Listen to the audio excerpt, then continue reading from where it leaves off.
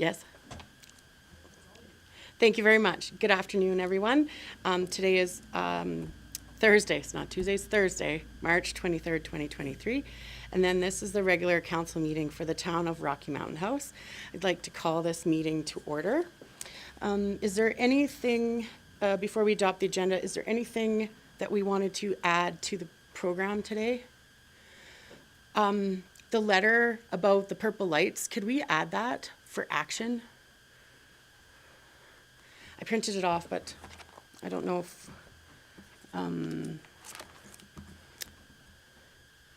what, of the letter about the purple lights? I forwarded it to everybody when I got it. They just want to change the lights for the weekend for, yeah, epilepsy. Is it too late to address that issue at this time? Because I'm fine with whatever. If you want to add it to the agenda, that's fine.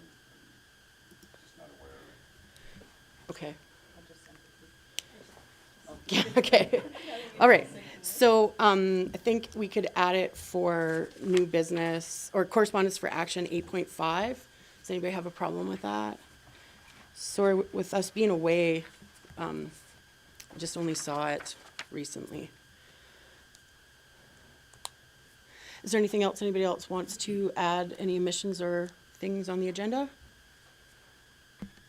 Councillor Phillips. If there's no further items to add, I'd like to adopt the agenda for March 23rd as amended. Thank you very much for that motion. All in favor of that, if there's no further discussion, and that's carried. So this morning, I'm very pleased to have two delegations today.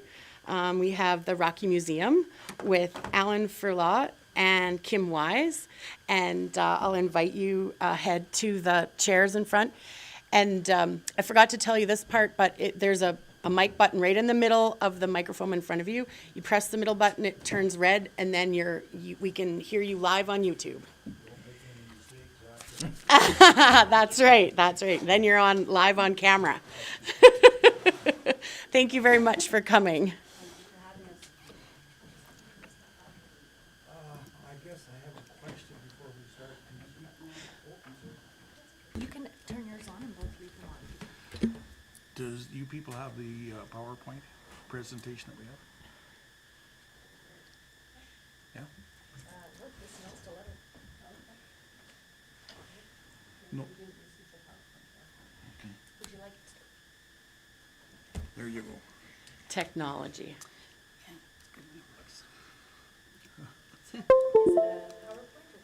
Is a PowerPoint, yeah. Alrighty. Good afternoon, everyone.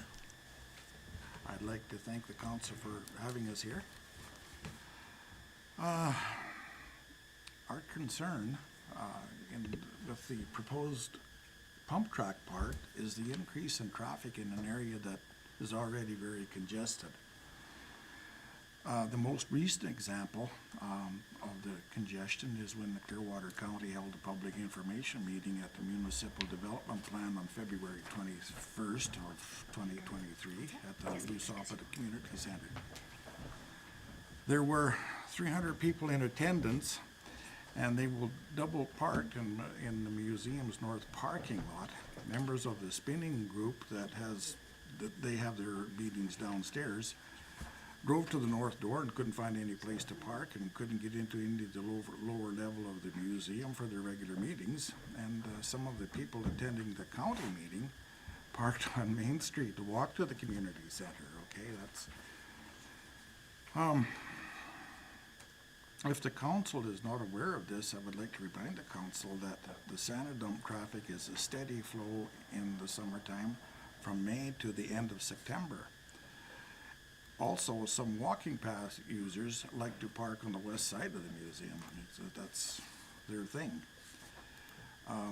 We are told that the town is considering adding an EV charging station in the area. That will also add to some of the traffic as well. This year, on July 1st, is our Canada Day pancake breakfast that falls on the Saturday, which is the same day as the Town and Country Farmers Mart. At the peak season, the Farmers Mart has up to 34 vendors, and some of them are set up outside, and we expect a very high volume of people this year. If an emergency vehicle had to get around the west and north end, it would be severely hampered, if not blocked. Considering the above-mentioned regular traffic, we are uneasy with the prospect of more people driving in and using the pump track part, especially participants maybe hauling camper trailers, utility trailers, motor homes, etc. And this will create more traffic deadlock or, well, basically chaos, because to be honest, there is an occasion where a camper will go the wrong way and all the arrows and signs are there, but they'll do it, okay? And then you have just nothing but a nightmare going on. Okay, I've seen that happen, right? Suggestions to migrate the foreseen traffic deadlock. Building an emergency laneway from the school parking lot would be a help with emergency access. And move the Santa dump station to the north in the area of 59th Avenue and 71st Avenue next to the sewage lagoon would be very helpful in alleviating some of the traffic congestions. And that's basically what we've got here in a nutshell. That's my spiel. I don't know, Kim, do you have anything you'd like to add? I think this is just running on auto. Just, Nope, you're clicking. am I clicking? You are. Cool, okay, well, we're gonna skip ahead then. It didn't seem like it was listening to me, but that's yeah. So, this is what we wanted to show, when they had the land use meeting, at the Lou Soppet. It inhibits our patrons, a lot. The parking, this is in front, this is the north end of the museum, walking around to the east side and going towards the Lou Soppet. So this is an event, midweek. It was a Wednesday, if I'm not correct. It was a midweek meeting. So imagine this on a Saturday with our farmers market, with something going on at the Lou Soppet, with a pump track, with many extra vehicles. So we're finding that the congestion is a lot. It inhibits our patrons who, let's face it, a lot of them are seniors. A lot of the people that come to the farmers market are seniors. They need accessibility. Our ramp was completely blocked off and parked in front of because people don't understand or accessibility to the museum is difficult at best. We've tried to mitigate it. A lot of our vendors at the farmers market are older as well, and we're concerned that they're going to disappear. They're going to find somewhere else to be if our farmers market becomes inaccessible. The museum depends on the farmers market. We enjoy having the vendors in our building. Again, there's our ramp. Someone is just pulling away from. People are parked in the accessible parking lot, in the handicap stalls. And what we have learned and read about the Pump Track organization and what they're wanting to do, bringing world-class events to Rocky Mountain House, which we applaud. Is it expandable in the place where it's supposed to be? Is it something that can be made bigger and better over time? But I think we're in a really finite area right now with a great deal of congestion, and we feel like at best sometimes the museum is kind of a flow through for all sorts of other things that are going on.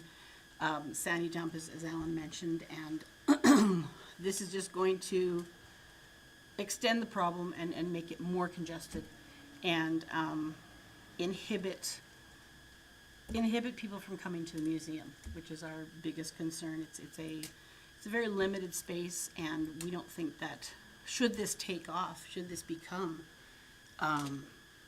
a great drawing card to Rocky, just look at the chuck wagon races and the amount of parking that's out there, because it is a world-class event. Are we going to be able to hold all this? Are we going to be able to, when people come into where the Lou Soppet is, they're asking for maybe extending parking into the high school and having a walk across sort of path.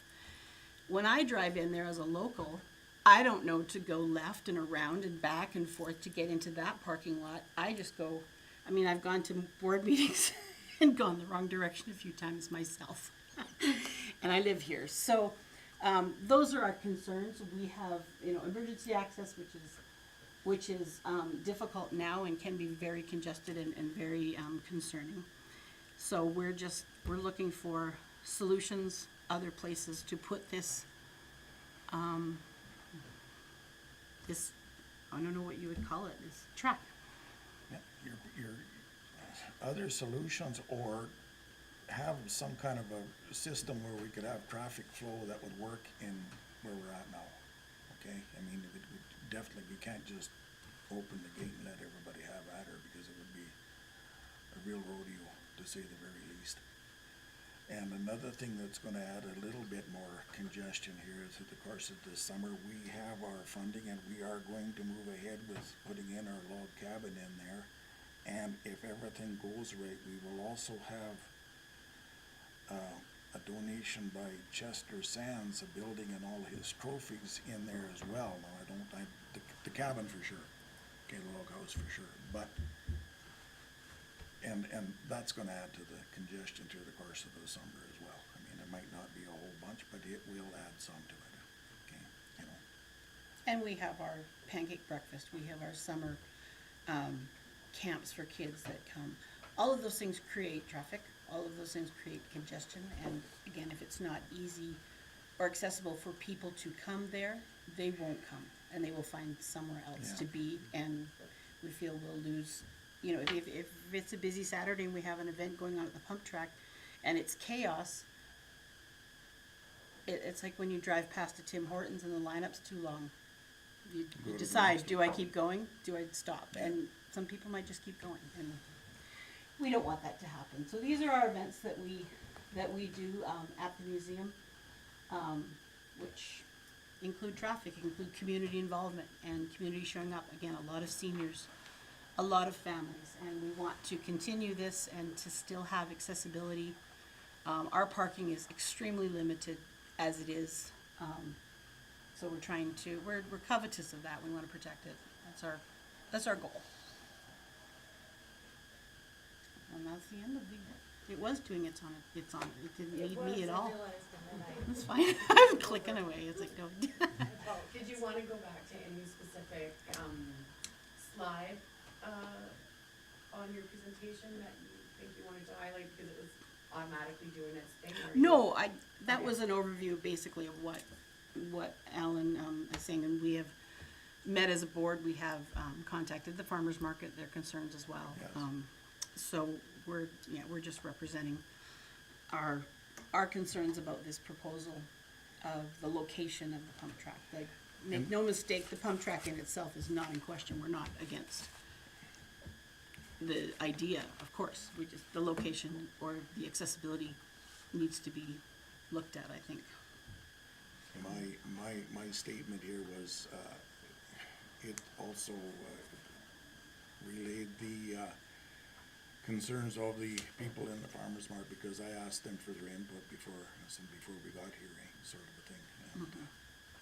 And, so you've got everybody's information and how they feel regarding the museum and the pump track. Okay, I know it's not a great big fanfare or anything, but there it is. You've got all of the information. Thank you so much. So I think at this time I will open up for council to ask questions. Councillor Hutchinson. I was just wondering, where is the log cabin going to be placed? It's gonna be inside the chain link fence, Oh, okay, okay? thanks. We've already got our permits and it's all ready to go. Yeah. Do you have any plans for expansion on the museum? You wanna give us some more? Yeah. Sure. What do you I got? can fill the box. We'd love to. Yes, absolutely. Okay. On your yearly budget, do you receive money from the town of Rocky Mountain House to help support the museum? Yes, Do you know how much that's worth right now? not off the top of my head, I Okay. don't, but we will be having a meeting with, Our AGM is Wednesday. Yeah, after our AGM, which is at the end of the month, and we will be sitting down with people in the town and the county. Okay. And basically we'll come with hat in hand and we want money. Yeah, I just was, wanted to point out that it's a very important, asset that our community town taxpayers already sponsor. And so I really just wanted to point that out. I appreciate that you came to point out things. Do you feel that the dog park, contributes to some of the traffic? Yeah, there is a lot of people that you'll see them walking by with their dogs. Do you think that they're parking in your area too? Some of them do, yes. Okay, because It's not a busy dog park, but yeah. Are you? But it does add to it somewhat. Yeah, Okay. the reason I asked that is because this same area will be the parking for the new location that we've been discussing. It's just a little bit further northwest of the current one, and so, while you're bringing up concerns about traffic, I just wanted to hear it from someone who's there all the time. Yeah. I've tried to drop my son off and almost got run over by a holiday trailer, and I'm a big target. Yeah, so, we are comparing individuals going to the dog park with vehicles, trailers, bikes, campers, that sort of thing. If you've ever been to a racing event, a biking event, even on a tabletop, which is dirt bikes, but it's madness. I mean, Busy. Yes, and there's a lot of equipment driving back and forth and being hauled and being moved, and very different from someone letting their dog out of their minivan, So it is, there is parking allocated for the pump track as they've shown on their map. We don't think it's enough, like, to I house. don't think it'll be sufficient. No. To be honest, in my personal opinion is it would be nice to see the pump track park in there if we could facilitate the flow of traffic because there's gonna be spin-offs. Some of those people are gonna wanna come in and have a look at the museum, maybe in between races or get a couple hours to kill or whatever, so that's gonna add to our revenue for our traffic. Hopefully, yeah. But like I said, we have to figure out some way to have traffic flow that will be without the congestion that we have there now, because even now, without the pump track park, it can get extremely congested there, with the camper trailers and motor homes and, how many designated stalls does the museum have for their vendors and visitors right now that are strictly like the museum/visitor center?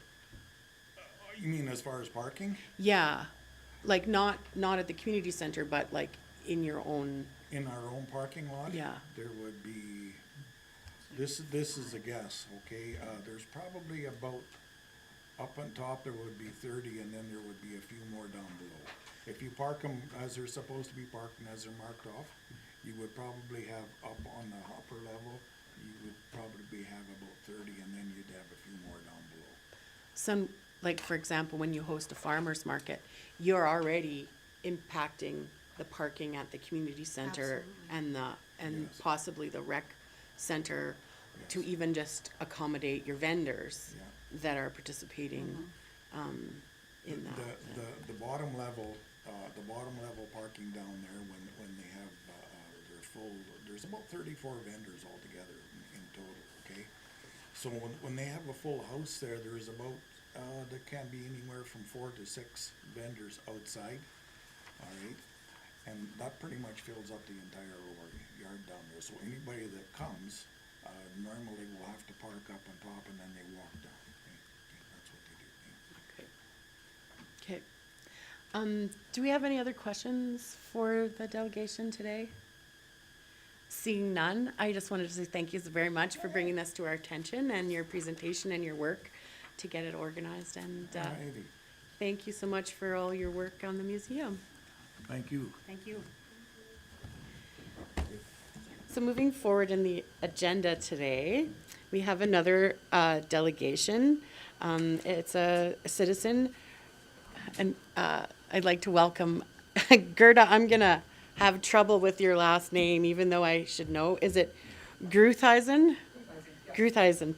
So Gerda Gruthuysen, welcome. Thank you very much for attending today, and I'll just ask you to turn your light on.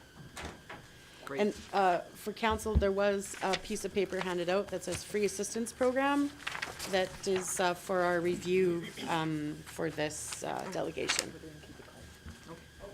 That'd be great.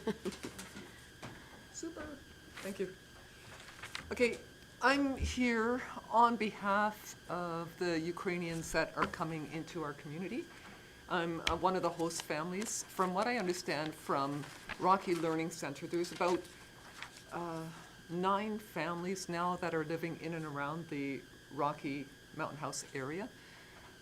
These families come with nothing. They come with 1 suitcase each, and then it's the job of the host family to help them navigate through the system and to help them get housing and everything else. Or what I'm asking of council is to help them integrate into the community through free access to the city facilities for 1 year. And then also to give them a $200 credit to some of the programming for the city, swimming lessons, or I know the city doesn't do dance lessons, but gymnastics or something along that line, in order to help them to get out into the community, practice their English, as well as for their mental health. The families that I've been hosting have come from right on the Russian border, and they're coming from areas that have been bombed heavily. So I can't imagine what they're going through. Just coming to Canada in an unknown country, unknown land, unknown what they're coming to. It would be really nice if they could access some of these facilities to see the community members, to participate in some of the events going on, and just take care of their mental health issues as much as we can as a community. Thank you. Shane, would you mind to shut your window, because Toot Toot Pete's going through. Thank you so much. And so are all of these 9 families, I have a few questions. Thank you so much for bringing this to our attention.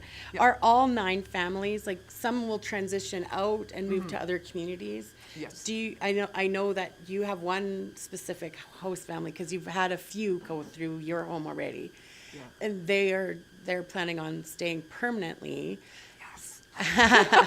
How many do you think would be like a good guess that would want to participate in and stay in the Rocky area? I'm not sure. The first family I had moved to Red Deer. They would have stayed, but their daughter was adamant that she wanted to go to school in Red Deer. So I'm really encouraging them to stay here. The QIT program, which is, it's the program that helps them come to Canada, getting rid of all the red tape. So the QIT program was just extended to May 15, I believe, so that they have a little bit more time, maybe another 3 months. It was due at the end of this month. So there's a lot more Ukrainians that are coming to Canada, but not a lot of them want to come to the small communities because they're looking for jobs. Their goal is to get self-sufficient as soon as possible. So one family just arrived, but I believe that they're going to be moving to Red Deer area. I'm getting another family in on Tuesday. From what I understand, they're going to be staying here in Rocky as well. So that's 2 families that I've hosted. There's one in Caroline as well. I don't see that there's going to be, if we're talking total numbers, 15 maybe, 15 families maybe. Okay. Do you think that like 1 month or a 3-month pass would be sufficient instead of a year pass to, if they're, coming for just a short period of time? By a short period of time. Like what are you- like they're transitioning into Rocky for just a short period of time. So do you think that we could like, we have to budget this, right? So Yes, yes, budgeting exactly. a shorter 1-month pass or 3-month pass. I'm not so worried or not so advocating for the people that are moving to Red Deer. That's the handout that I've given you here, is this is the Red Deer program. It's not just for Ukrainians, it's for anyone with low income. So they have to apply to this program, prove that they're either a refugee or that they have low income. Okay. So I'm more advocating for the people that are planning on staying here in Rocky or in the Rocky area. Okay, And I don't believe there's going to be that many.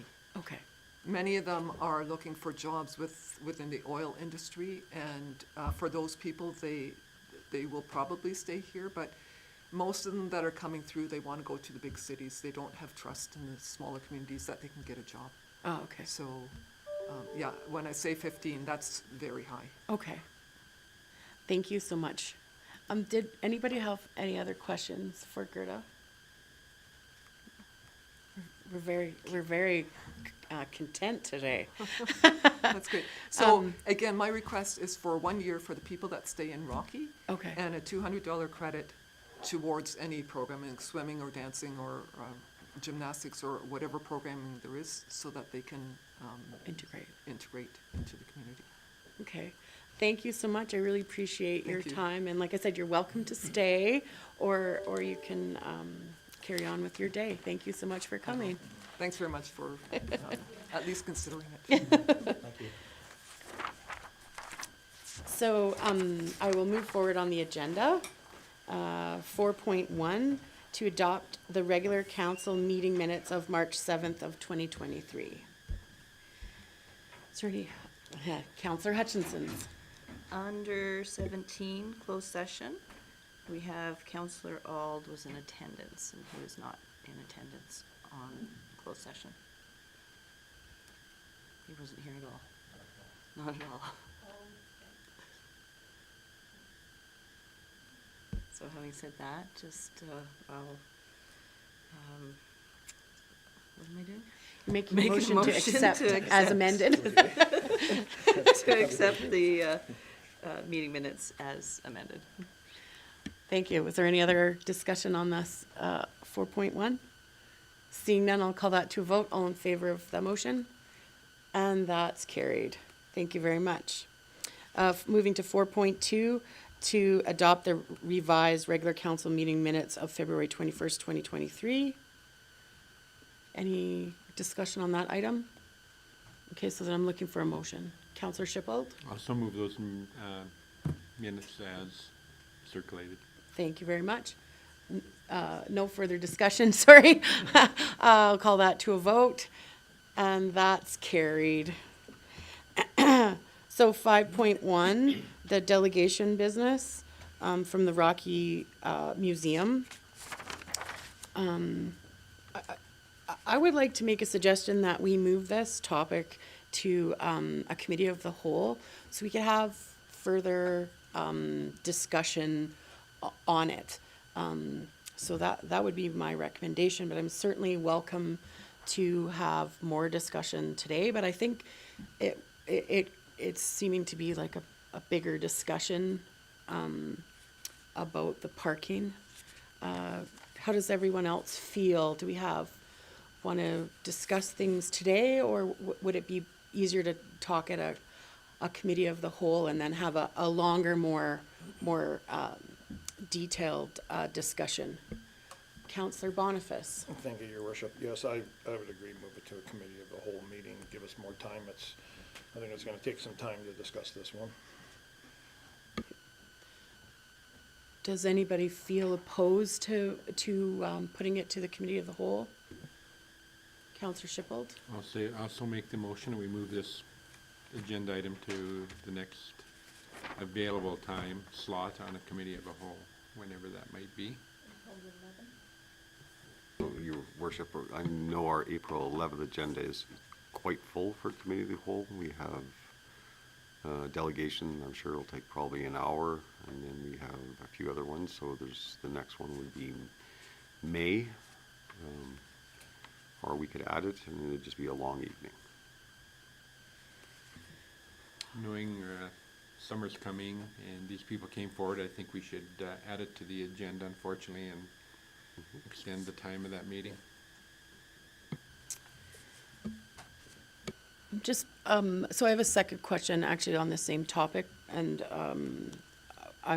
or we could vote on that now, but I was just yeah, let's vote on that first, and then it's not confusing. So that would be the April 11th meeting for the Committee of the Whole. Does anybody have any discussion on that item, resolution? Seeing none, I'll call that motion to a vote. All in favor?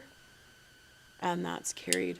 So with that being said, I know that our town administration has been working diligently to try and do traffic studies and things like that. With pothole season and all their normal duties coming up, would there be a suggestion maybe to put some of that work on the back burner until we have further discussion and resolution of this item so that it frees up some of their time? I'm sure that Mr. Kraus would suggest that anyways, but I'm just thinking, I know there was 2 water main breaks last week before I left, and pothole emails like, good morning, it's spring. Yeah, no, thank you, Your Worship. We could probably bring some draft concept plans to the April 11th meeting. Because staff have been working on that because they recognize what's coming up in the future. And it's different staff than our pothole fillers that Okay. are working on this. No, I'm just- But we could probably show council the concepts that administration is working on at the April 11th meeting. Okay, thank you. Then we'll have a more robust discussion. So moving forward then to the next agenda item, 5.2, the citizen request. I think it's a lovely idea to support vulnerable citizens and lower income. And I don't know if I would like to just limit it to Ukrainian immigrants to our community, or if we need to set up some sort of a program. Do we have any program whatsoever in place already, Mr. Kraus? Your Worship, just for seniors. Yeah. Councillor Shippold, I see you have. Your Worship, if I could ask, many of the programs offered in our community are offered by private organizations. We as a town, how many programs do we offer that are town-supported? So when she's asking for this credit towards programs, I guess in my own mind, I wonder how many programs that involves that we actually physically have control over within our own community. So, Your Worship, I'm going to ask Mr. Ament to come up because I got the look when I said just seniors, so.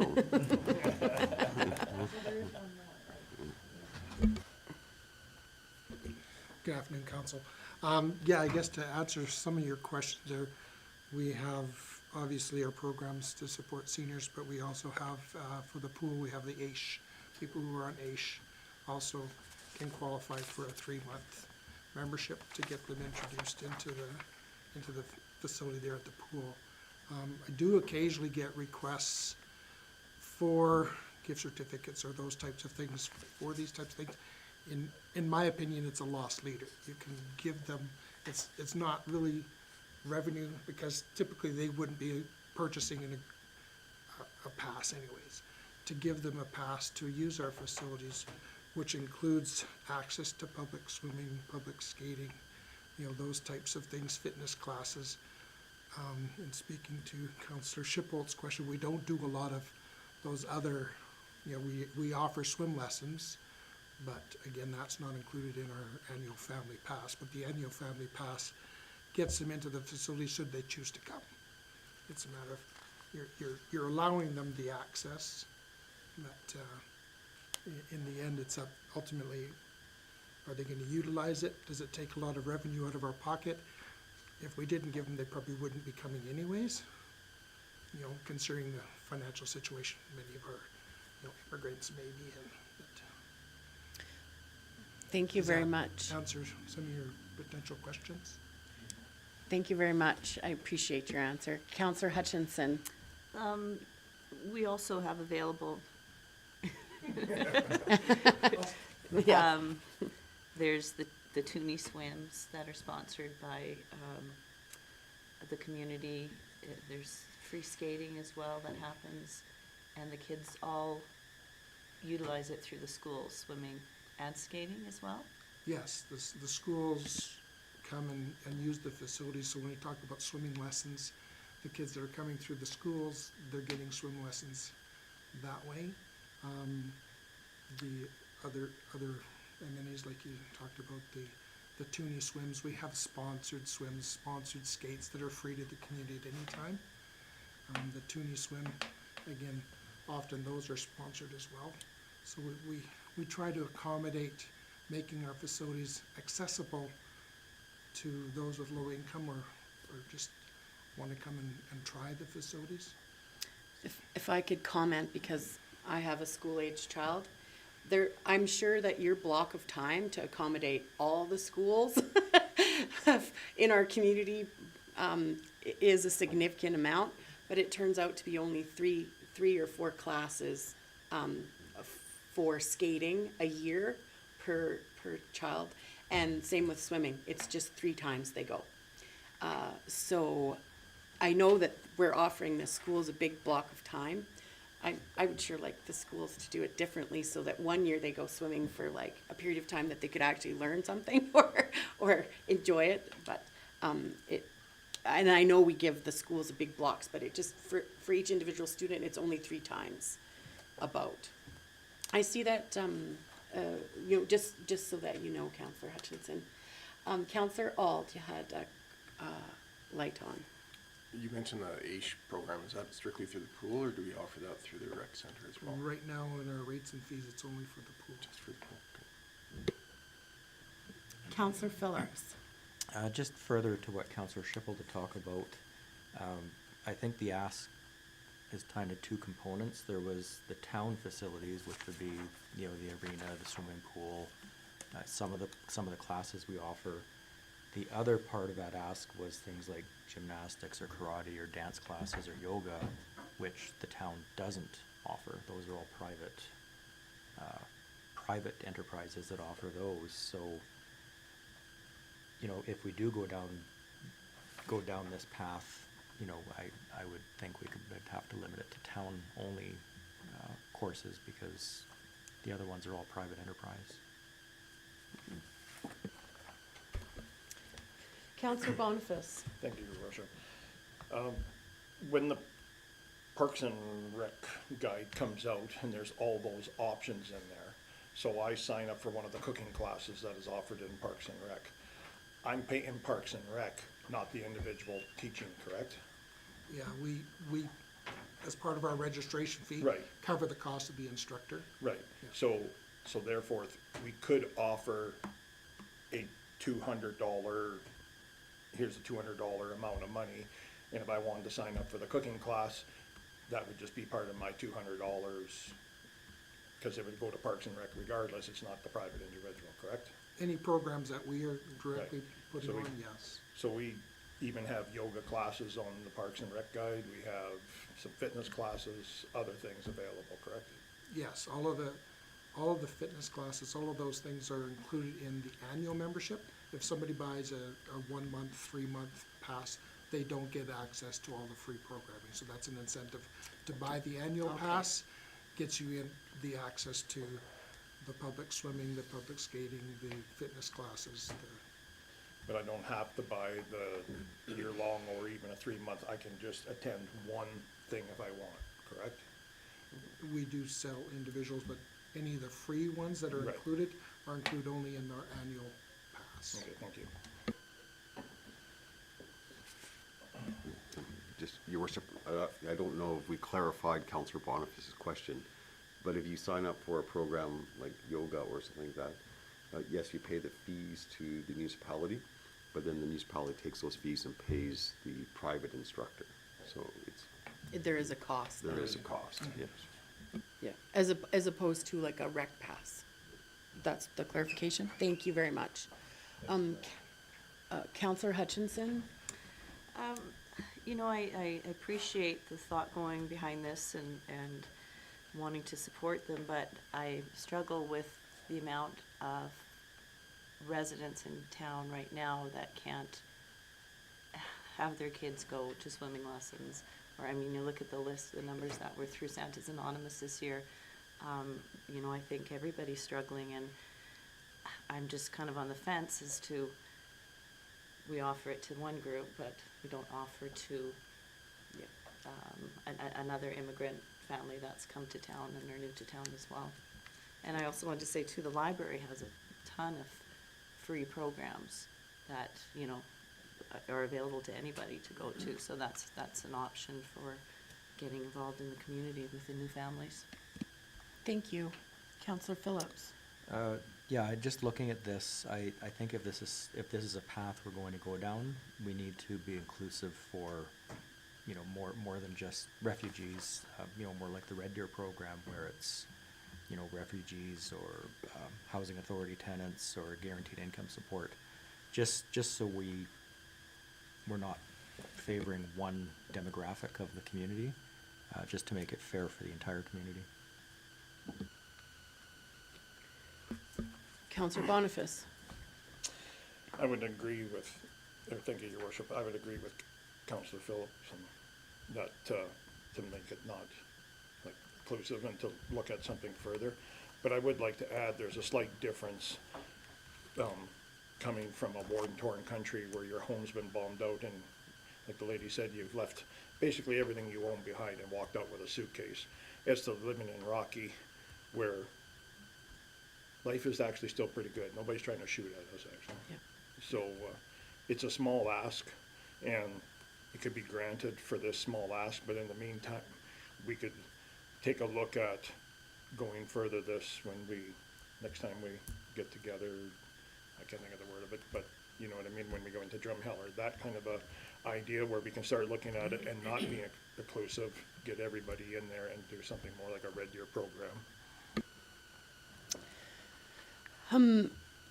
I just want to have a question to clarify, Mr. Kraus.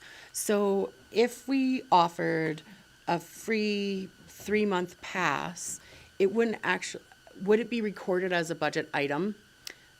Because it doesn't actually cost us anything, right? Because our facility is already open. It would just be adding more numbers to the facility. I believe that's what, like, does that make sense? We have done promotional things, thinking of the safe ticketing program that our peace officers do, where they'll give a free swim pass, and we offer that. Again, it's, you know, you offer the passes. Do they get used? You know, we don't. Yeah, they come in, they use the facility one time or a couple of times, but do they become regular users, come in every day or not? But again, it's a matter of sort of that lost leader. Sometimes you offer the free passes. If they're enjoying themselves that much, when that expires, then they look at how can I purchase that to continue using the facilities. Okay. Counselor Shippold. Your Worship, to me, this falls in the realm of social programs, which we've discussed around here in lengthy discussions. And I think one time, and this question's for Mr. Kraus, is that we were going to come up with a policy in terms of social programs or do something about social programs so we get more clarity in terms of what we're going to send money or forward money to. I think this is another one of those social programs, and you know, what's available from the federal government or provincial government for these programs, we have no idea. So I guess I'm on the fence on this one, because to me it's another one of those social programs that we debate, and where are they going to quit and where are they going to start. And so to Mr. Kraus, do we give a direction to try to come up with some kind of policy on this, or where are we at on social program funding? So, Your Worship, to Councillor Shippold. So during Council's strategic planning session, one of the goals was to create a core service policy in which Council could address social programs. So the strategic plan, the draft strategic plan, is coming to Council on April 11th at the Committee of the Whole for Council to review. Once that strategic plan is adopted by Council, then administration would work on that policy. Thank you. I see Counselor Phillips has a question or comment? Yes, just, just for myself, I'm not sure what the rest of the council thinks of this, but I think maybe this is a topic that we should bring to service level retreat. And then we know what we're looking at, what kind of a budgetary impact it would have, and we can make a more informed decision that way. Thank you very much. So I have actually a question, but I think probably Counselor Phillips can answer it best. FCSS, because you're on the FCSS board, is that correct? Yes. FCSS has mostly, their mandate is mostly programming for healthy families and supporting citizens. Would they have anything in their programming to like assist with this type of an ask? Because they actually provide programming, like, and we already fund that program. That's a very good question. I don't believe it would fall under the FCSS mandate. Maybe Wes may have a better indication of that, but I don't believe it would. No, FCSS cannot fund recreation programs. They can't offer recreation No. programs? Okay, thank you, that answers that question, because I thought if we already have, a program in place, are we duplicating something that's there? So, I agree that this is definitely a social ask. I just want to for something to think about, because we can always address it. So it's just a short period of time that we're going to have possibly these families in our community, and that as a community, it's our fiduciary duty to do a good job of our budgeting and stuff, which is why I was asking, how much would this cost our community? If we're offering a free pass to for say 3 months to a temporary family, perhaps it's going to encourage them to stay in our community. And these are individuals that possibly work with the Syrian families. They possibly are very traumatized. One day they have an apartment building, the next day it's a pile of rubble. And are we doing the best job? It's not that much of a cost that would make a significant impact for these families in our community. And we want a vibrant, inclusive community. So I would say that, if it was like a 3-month swim skating pass, it wouldn't do much of a budget difference. We could, maybe that's something like economic development spends all kinds of money talking to tourists and going, to attract people to our community. And here we have people arriving in our community that have a small need, and it's a small ask. And is it something that we would like to, address? If we wait till service level, which happens in October, or some of these other discussions, this is maybe more of a critical need when we're talking to Ukrainian families. Maybe if there's no other society out there, charity that is fulfilling this void, maybe it's something we could do that wouldn't impact citizens greatly, but would greatly benefit and make us a more, we want people to come to our community and grow it and show that we're, a supportive, vibrant, great place to live. Maybe if there's 9, maybe we could go through the Chamber of Commerce and find 9 sponsors for Family Pass. Something, there's all kinds of creative ideas that we could do. So I kind of think I like the idea of this, if there's something that we could work towards. Councillor Phillips? Yeah, I didn't want to say that we weren't going to talk about this request now. I just said, the overall policy of maybe including everything, including AISH and Housing Authority and income support, that would be the service level retreat topic. But as far as the ask here, this is something we have to deal with today for sure.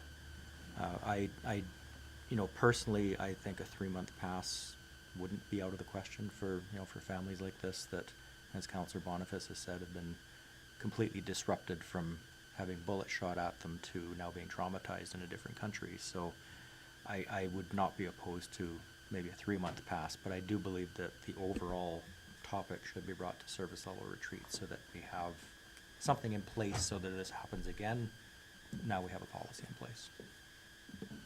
That sounds fantastic. Thank you for clarifying, Counselor Phillips. Counselor Hutchinson?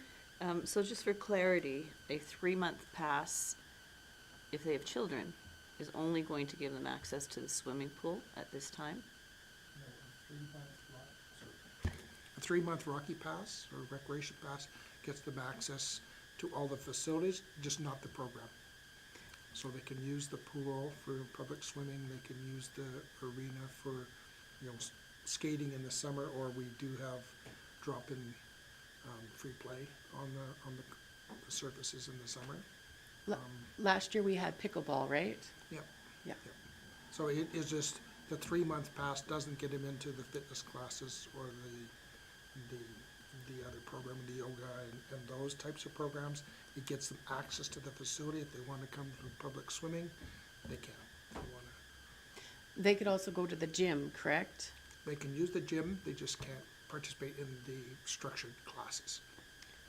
But there's restrictions with the gym on ages. Yes, they have Correct. to be over 12. So again, it's really depending on the time of year, because the ice will be out.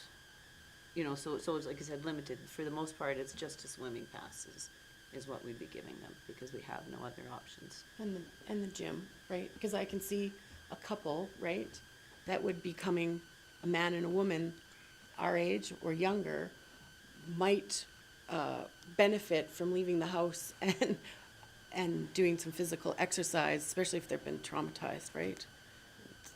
I just think we offer a lot of facilities with that pass, right? What is did you know the regular price of the pass? What does it regularly cost for a family, say, or, because it would be a family usually, right? A couple or something? I know the annual pass was $1,040. Yeah. I didn't look up the 3-month pass, but. Would we have any system in place with administration to process these at this time? We don't do anything except for the age. Is that correct, Mr. Kraus? Or That's correct. So, Your Worship, you're looking for a process? yeah, like how would they apply? So, Your If we- Worship, I think what the city of Red Deer has on this sheet, you'd only require a resolution of council that provide a copy of your protected personal status document to obtain a 3-year or 3-month pass. Okay. Yes. I didn't even ask if we have a 3-month pass, but I thought we used to.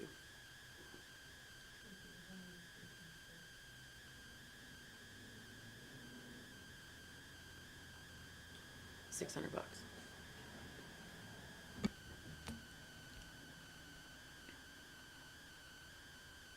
$600 about?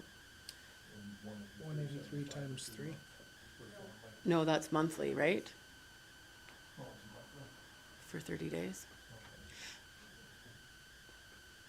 9 times, so it would be like 9 times 3 is, be $1,800 for 9 families in our budget, if we had to do it that way, or we could do it as an expense item for advertising, right? Somebody mentioned they wouldn't be buying it, like if they weren't just normal, they probably wouldn't be buying it, so we're not gonna lose any money on this. Right.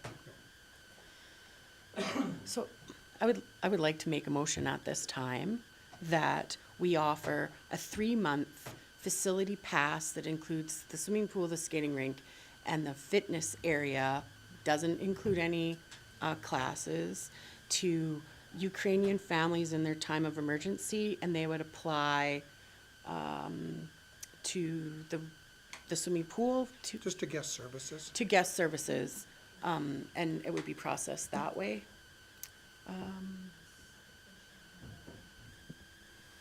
I'd just like to make a friendly amendment to that, and that would be to put Absolutely. a timeline on it, that we Yes. rent it for 6 months or 9 months and and for review at that point.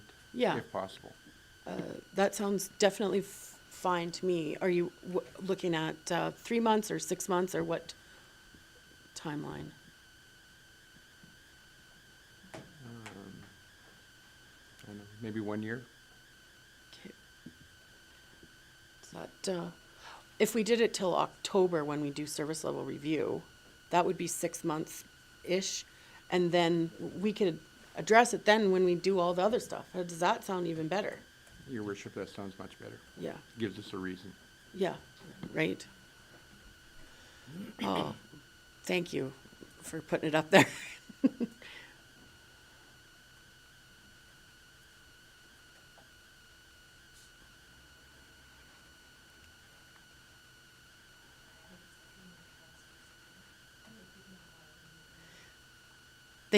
So anybody that comes to Rocky in the next 6 months could apply for a 3-month pass.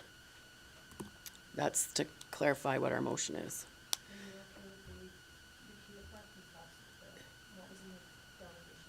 I'm fine with however it needs to be set up to make it work. Does anybody have any further discussion on this resolution?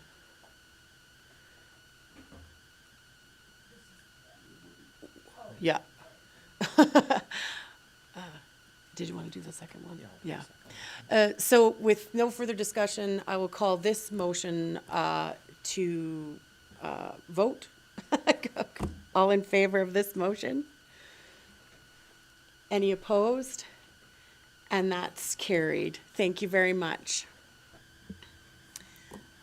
Counselor Phillips. Yes, just keeping in with this topic, I would also like to, I don't know, do we need to make a motion, Mr. Kraus? So a motion that we bring a fee assistance program to the service level retreat in October. Thank you very much.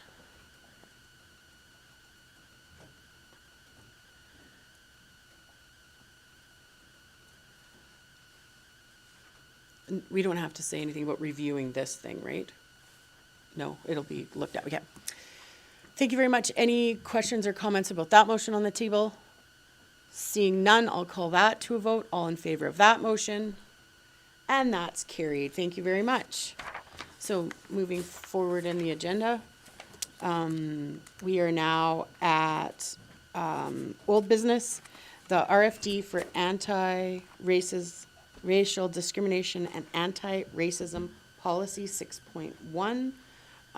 It's been updated and we got a copy handed out to us because the one in our original package wasn't clear what was old and what was new. So the one in front of us now has the red is the changes and the black was the original. Mr. Kraus, did you want to just say anything about this? Yeah, so thank you, Your Worship. So council did ask us to include the definition of anti-Semitism into the policy, and that's what initiated this review. So that definition has been added.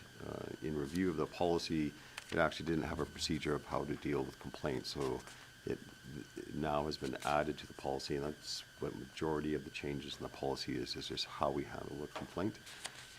In the document that was handed out to council today showing the changes, there actually has been some revision even to that one, but the final document is in your package.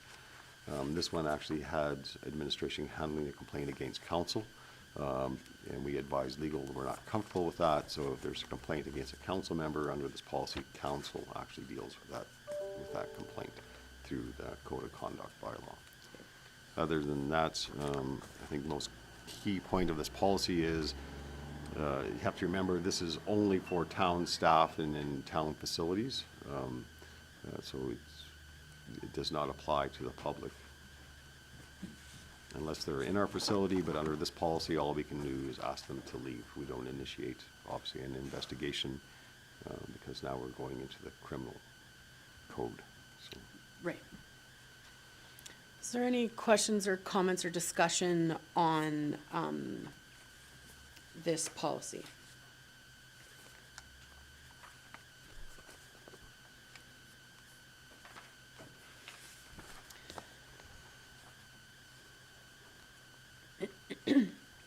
Does anybody feel like they want to table this so they have a chance to review it more thoroughly? Thank you, Your Worship. Yes, I would like to table it and review it more thoroughly because I read what's here and then I got this and I need a little more time to read this. I'd have to say that, like, I understand why we're limiting it to town employees and town facilities, I understand that. But I certainly was hoping that we could have extended this to something further, personally. I mean, we've had complaints from businesses that are outside of our realm with racism signage, and this doesn't give us any teeth to do anything about that. Right. And I know that we're all eagerly waiting Ottawa to get off their ass and get something done, but, you know, don't think that's gonna happen for a while. Okay. So did you want to make that into a motion that you would like to table this to a future meeting so that you have time to review? Sure. Thank you, Your Worship. I would like to make a motion that we postpone reviewing the anti-racism discrimination policy until our last meeting in April. That'll give us all time to review this and make notes on it and be prepared. Okay. Do you need a date on that, or do you have one?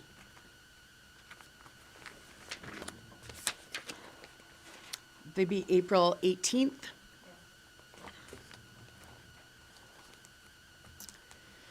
Is there any further discussion on this item or the motion in front of us today? Seeing none, I'd like to call that to a vote. All in favor of that motion to, thank you very much. And that is carried. So moving forward in the agenda, we have an RFD options for the off-leash dog park location for 6.2.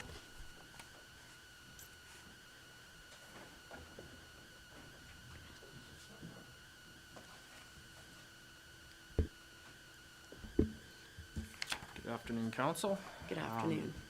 At our last Committee of the Whole meeting, we had brought forward second option for the dog park location. We had reached out to the two delegates that were opposed to our original choices, and they were in favor of what we're proposing today. The new location, as we discussed, is straight north of the existing dog park in a green space with treed area right off of the walking path.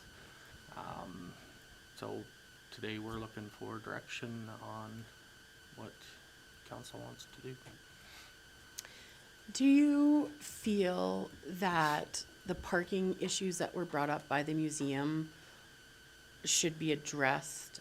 Maybe this is a council question. Do we feel that the parking issues that were brought up by the museum should be addressed before we make a final decision on this, that we don't have to go back and forth on this again? Because I do think people will, like my sister drives to the dog park, parks her car, unloads her dog, and it's not that that's an issue with anybody doing that, but if we're already having parking congestion down there, would it be something that we might want to wait until after this Committee of the Whole to discuss the whole parking and that whole area before we decide on this? Because maybe it would make a difference, you know, when we talk about the other thing. That's all. I'm just curious. Councillor Phillips, your light's on. Yes, just based on the number of times I see dogs using this park and the number of individuals using it at any one given time, I would think the parking impact would be extremely minimal for the dog park.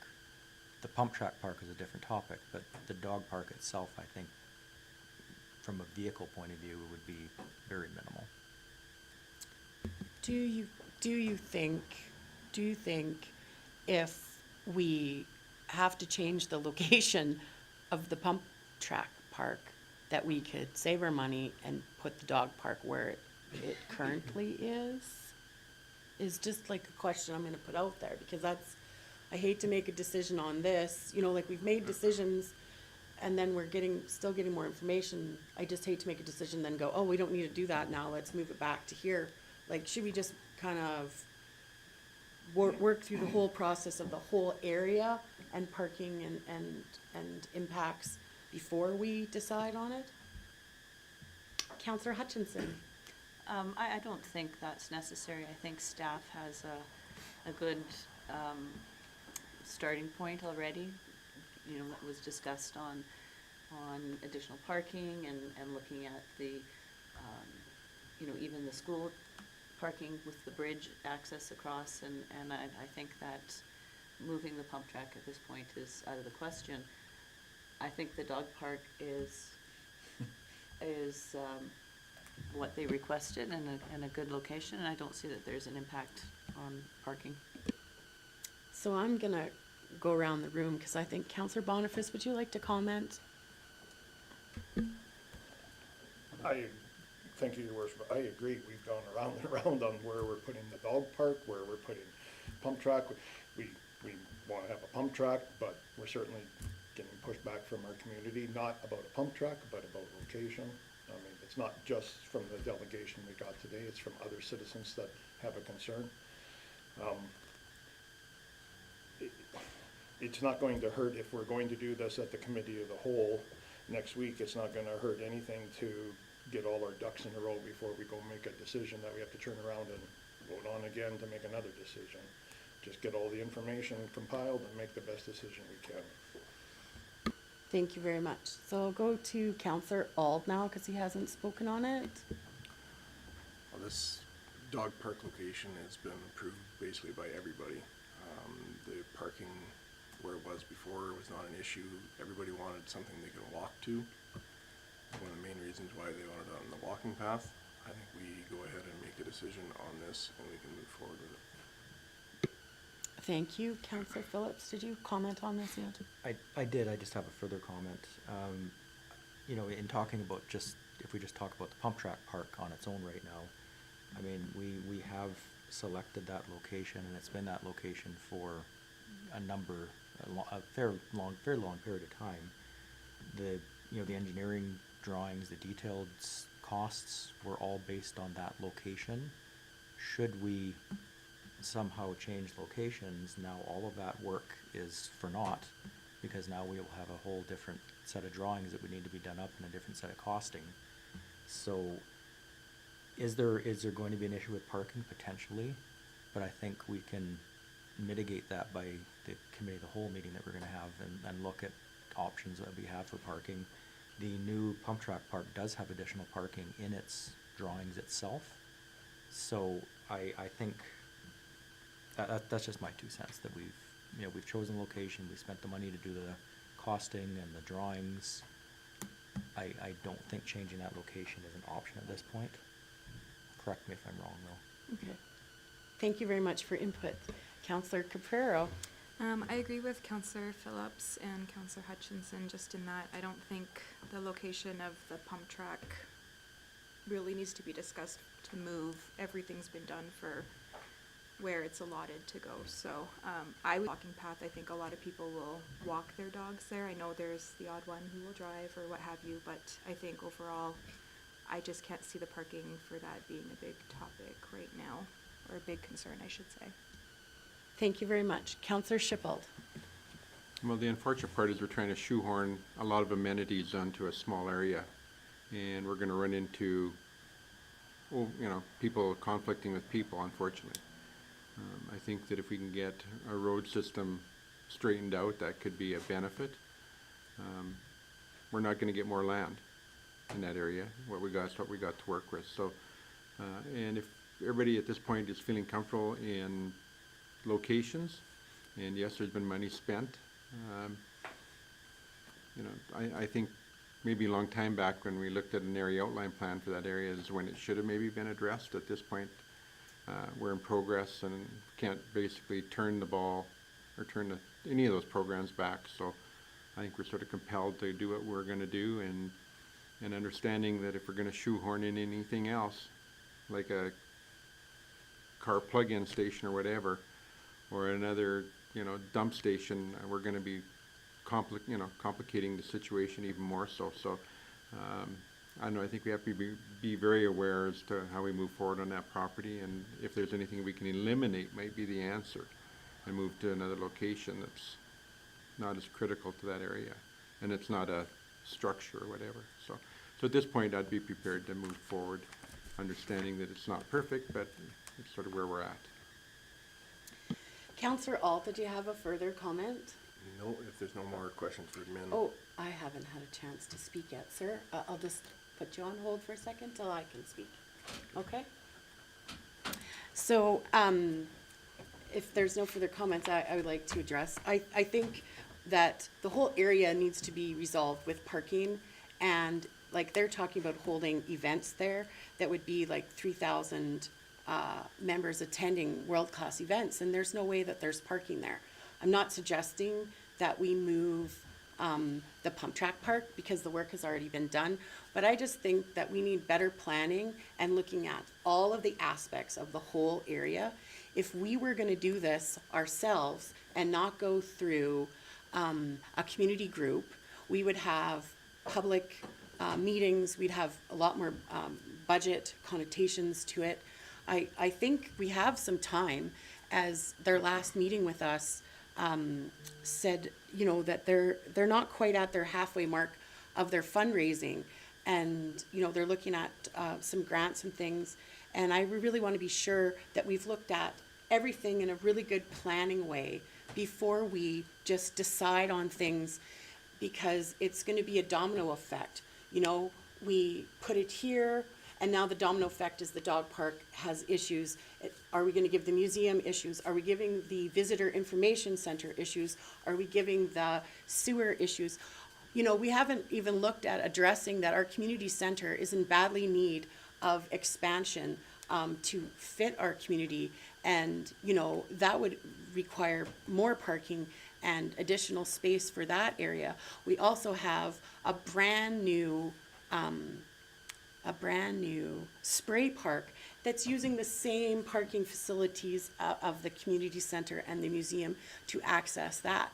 So my opinion is that we just wait until we iron out some of these ideas before we go and start putting holes in the ground for things that we're going to have to change our minds on and put a stop to in the future. Councillor Auld, would you like to make your motion now? Yes, I would. I'll make a motion that council approve option 2 green space north of the existing dog park of 1.3 acres in between the Wildrose School Division property and the walking trail for $35,000. Okay, all in favor of that motion, or is there any further discussion? Seeing none, all in favor of that motion? And all opposed? And that's carried. Thank you very much.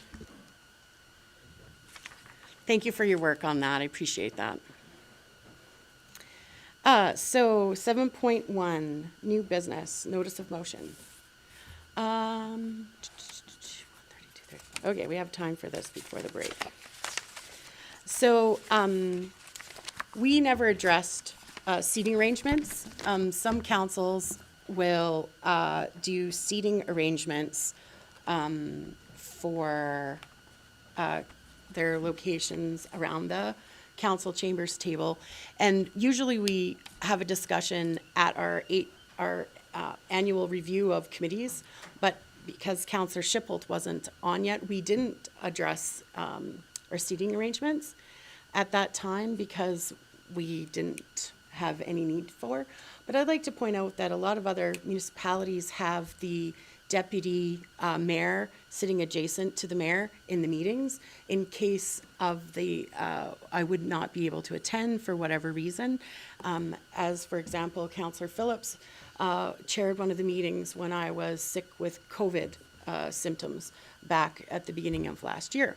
And so my motion is that Councillor Boniface, because he is currently the deputy mayor for the next 8 months, would sit where Councillor Aldaz is, and then at the next change, then Councillor Caprero would sit where Councillor Phillips is at her turn. And that way, the adjacency for running the meeting is more smoothly if there's ever an issue. Councillor Phillips. Yeah, I know we did talk about this at the organizational meeting in October about our seating arrangements, and we were fine with it at that point. I'm not sure what the need is to have the deputy mayor sitting beside the mayor. It's never been an issue up until now. I do believe the meeting that I did chair for you in your absence, I just moved into your chair, just because it has a better sight line of the lights that are on. I'm not that I'm opposed to this, but I'm not sure why we're doing it as well, but that's just my 2 cents. Are you asking a question? No, we did discuss this in October, and it wasn't an issue then, and even the topic of deputy mayor wasn't an issue in October, as whether they should or shouldn't be sitting beside, so that's all. Councillor Schippel, did you have a question or comment? No, I just got a comment. I don't think any of us are married to any seat around here. We change all the time, or should be changing all the time, and I think it's good to change, and changes comfort zones, all kinds of things. So in my previous life, we used to change probably more frequently than we had to. And more often than not, it was because the mayor didn't like one of us talking to somebody next to us too much, and so it was sort of like, okay, we're changing this. It's got to change. But I do think that in this case, hey, I think the mayor's function is to make that request. In my past life, like I said, that was what happened. The mayor sort of told us where we're sitting, and that was where it was at the end of the day. So I think in this case, if that's your wish, not, like I said, none of us are married to any seat, and for the next meeting, if that be the case, then so be it. And if that's your wish, that's your wish. So I would support that. Thank you very much. Is there any other comments? Councillor Auld. Yeah, I agree with Len. We do go through this every year. At our organizational meeting, we pick seats and decide where we're gonna hold our chair. I think moving it every 8 months is a little redundant, but I don't think it needs to be done outside of our org meeting. Councillor Hutchinson. I'm kind of feeling the same way. I don't, myself, it doesn't matter to me one way or another if we do, but if our process right now states that we do it at our organizational meeting, then maybe that's what we follow policy and we do it at our next organizational meeting. Thank you, but it is one of the things that I could make suggestions on as the chief elected official for the town of Rocky Mountain House. So I just wanted to bring that to your attention. It's not for any reason other than I've stated. So like to answer the question, it would be so that the deputy mayor is adjacent to the mayor during the meetings. And I think it does two things. It highlights who the current deputy mayor is. It shows some respect to that person. It's not unusual for other communities to shift chairs. And if you're concerned about doing it in another 8 months, then I could add to the motion that Councillor Caprero switches with Councillor Phillips at this current same time, as so that in 8 months it's already done and it doesn't need to be switched up again. Councillor Schippel. Yeah, just, I have two questions. Number one, organizational meetings happen on anniversary dates, and it does not coincide with deputy mayor rotation. So there's a bit of a disconnect there. So in terms of what you're wanting to do aligns with deputy mayor rotations. My second question would be to Mr. Kraus, and that's in terms of he's worked at several municipalities prior to Rocky Mountain House, and what was the norm in those municipalities? Was there moving of the seating arrangement or not moving the seating arrangement, or what's typical in those? So, Your Worship, in my previous two municipalities, they did not rotate chairs on the rotation of the deputy mayor, but they did actually add it to the agenda, so there was a formal appointment of the deputy mayor. So just a little different. So they don't set a schedule for deputy mayor? They No. discuss the deputy mayor at the agenda, is that correct? No, they did have a schedule for the rotation of deputy mayor, but when that's changed over, they actually made it a formal part of the agenda, and actually the deputy mayor took a new oath and so forth, so it's a more formal process. So it is automatically recognized who the new deputy mayor is to the public, but they did not change seating arrangements. They just reviewed it annually in the organizational meeting. So back to my question. I'm going to try this again. Seating arrangements, were they changed during the term of council in previous jurisdictions that you were in? or once you got voted in, you were sitting in that same seat for the duration of your council, regardless? No, it was reviewed annually at the organizational meeting, and sometimes seating arrangements were changed. Sorry.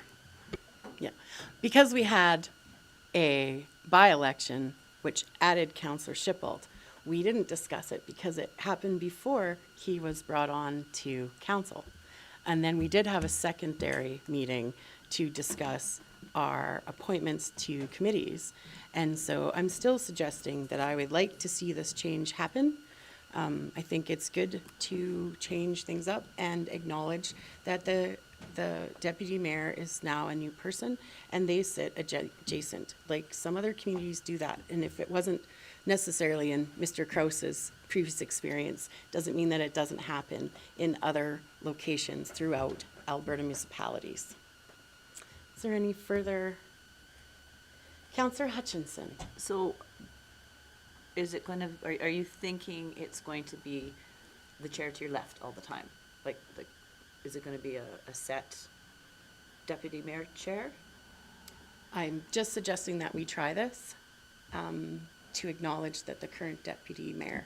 Now, I picked Councillor Auld because it's a little bit more spacious, because Councillor Boniface would be just as comfortable in that space as he is where he's at now. Does that make sense to you? Thank you.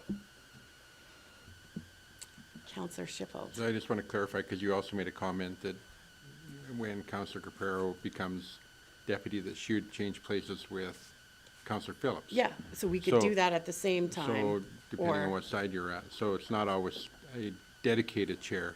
I didn't think it needed to be, I just just wanna the clarify that. adjacency, right? So Thank that you. not everyone's totally like in a new spot every so often, just. Councillor Phillips, did you have another? No, just, we have discussed this in October. To me, it's not a hill to die on. I don't care where I sit around this table, to be honest, so I just think we did discuss it, so we're just rehashing it again, but that's all. Oh, I'm not rehashing it. I'm making a suggestion that I would like to see Councillor Boniface on this side of me because he's now the deputy mayor. So I'm going to make that motion. I would like to see the change as of the next meeting for Councillor Boniface and Councillor Auld to change places because to acknowledge his new role as deputy mayor. Any further discussion?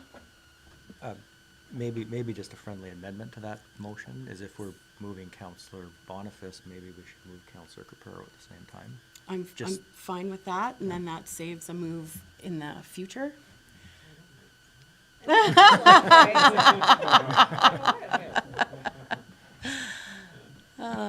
Is there any further discussion or other amendments to that motion? Councillor Auld? Just a question, will we be still following policy and doing the chair at the organizational or seating arrangements? Certainly we can. Is there any other questions or comments? I'd like to call that motion to vote. All in favor of that motion? Oh, did you need time to read? It's just not up. Yeah, there we go. Yeah.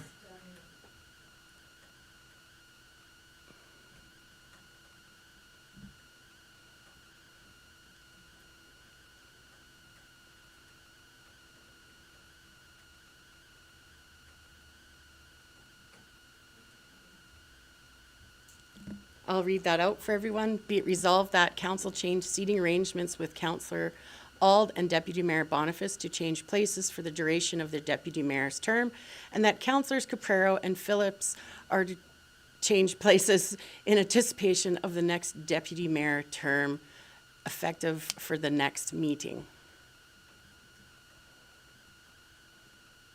of council. There's probably a meeting tomorrow.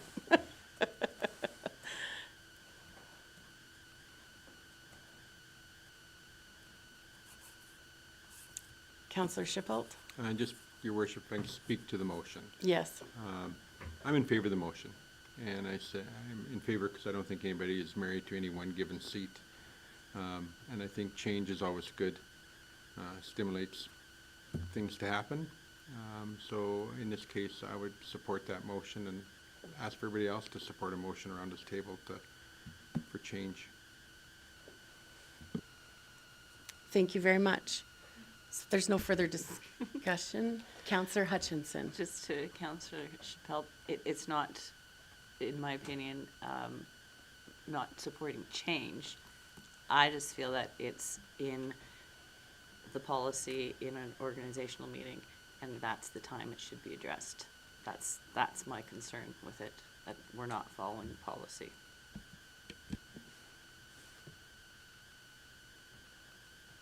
Councillor Chappelle. Your worship, to Councillor Hutchinson.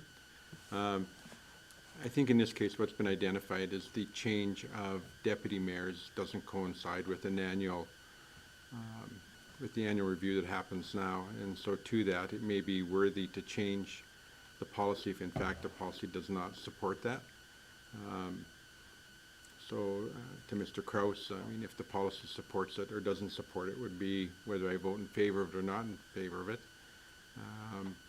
Because if it's saying, hey, we do seat realignments or adjustments on the anniversary date every October, then so be it. But if it doesn't support that, then it would make sense to change it on the dates that we change deputy mayor. So that question is to Mr. Kraus. So just, if I could interject, can the resolution change the policy at any time throughout the year? So your worship, to Councillor Shipple, so it's actually in the procedural bylaw that council is mandatory in the organizational meeting to review the seating. So that's where it comes from. But that does not prohibit council from changing their seating at any time in the year by resolution. Thank you very much for your answer. There's no further questions. I would really appreciate everyone's support as it is a motion by the mayor for this change, and I'm going to call that to a vote. All in favor of that motion? And that's carried. Thank you very much.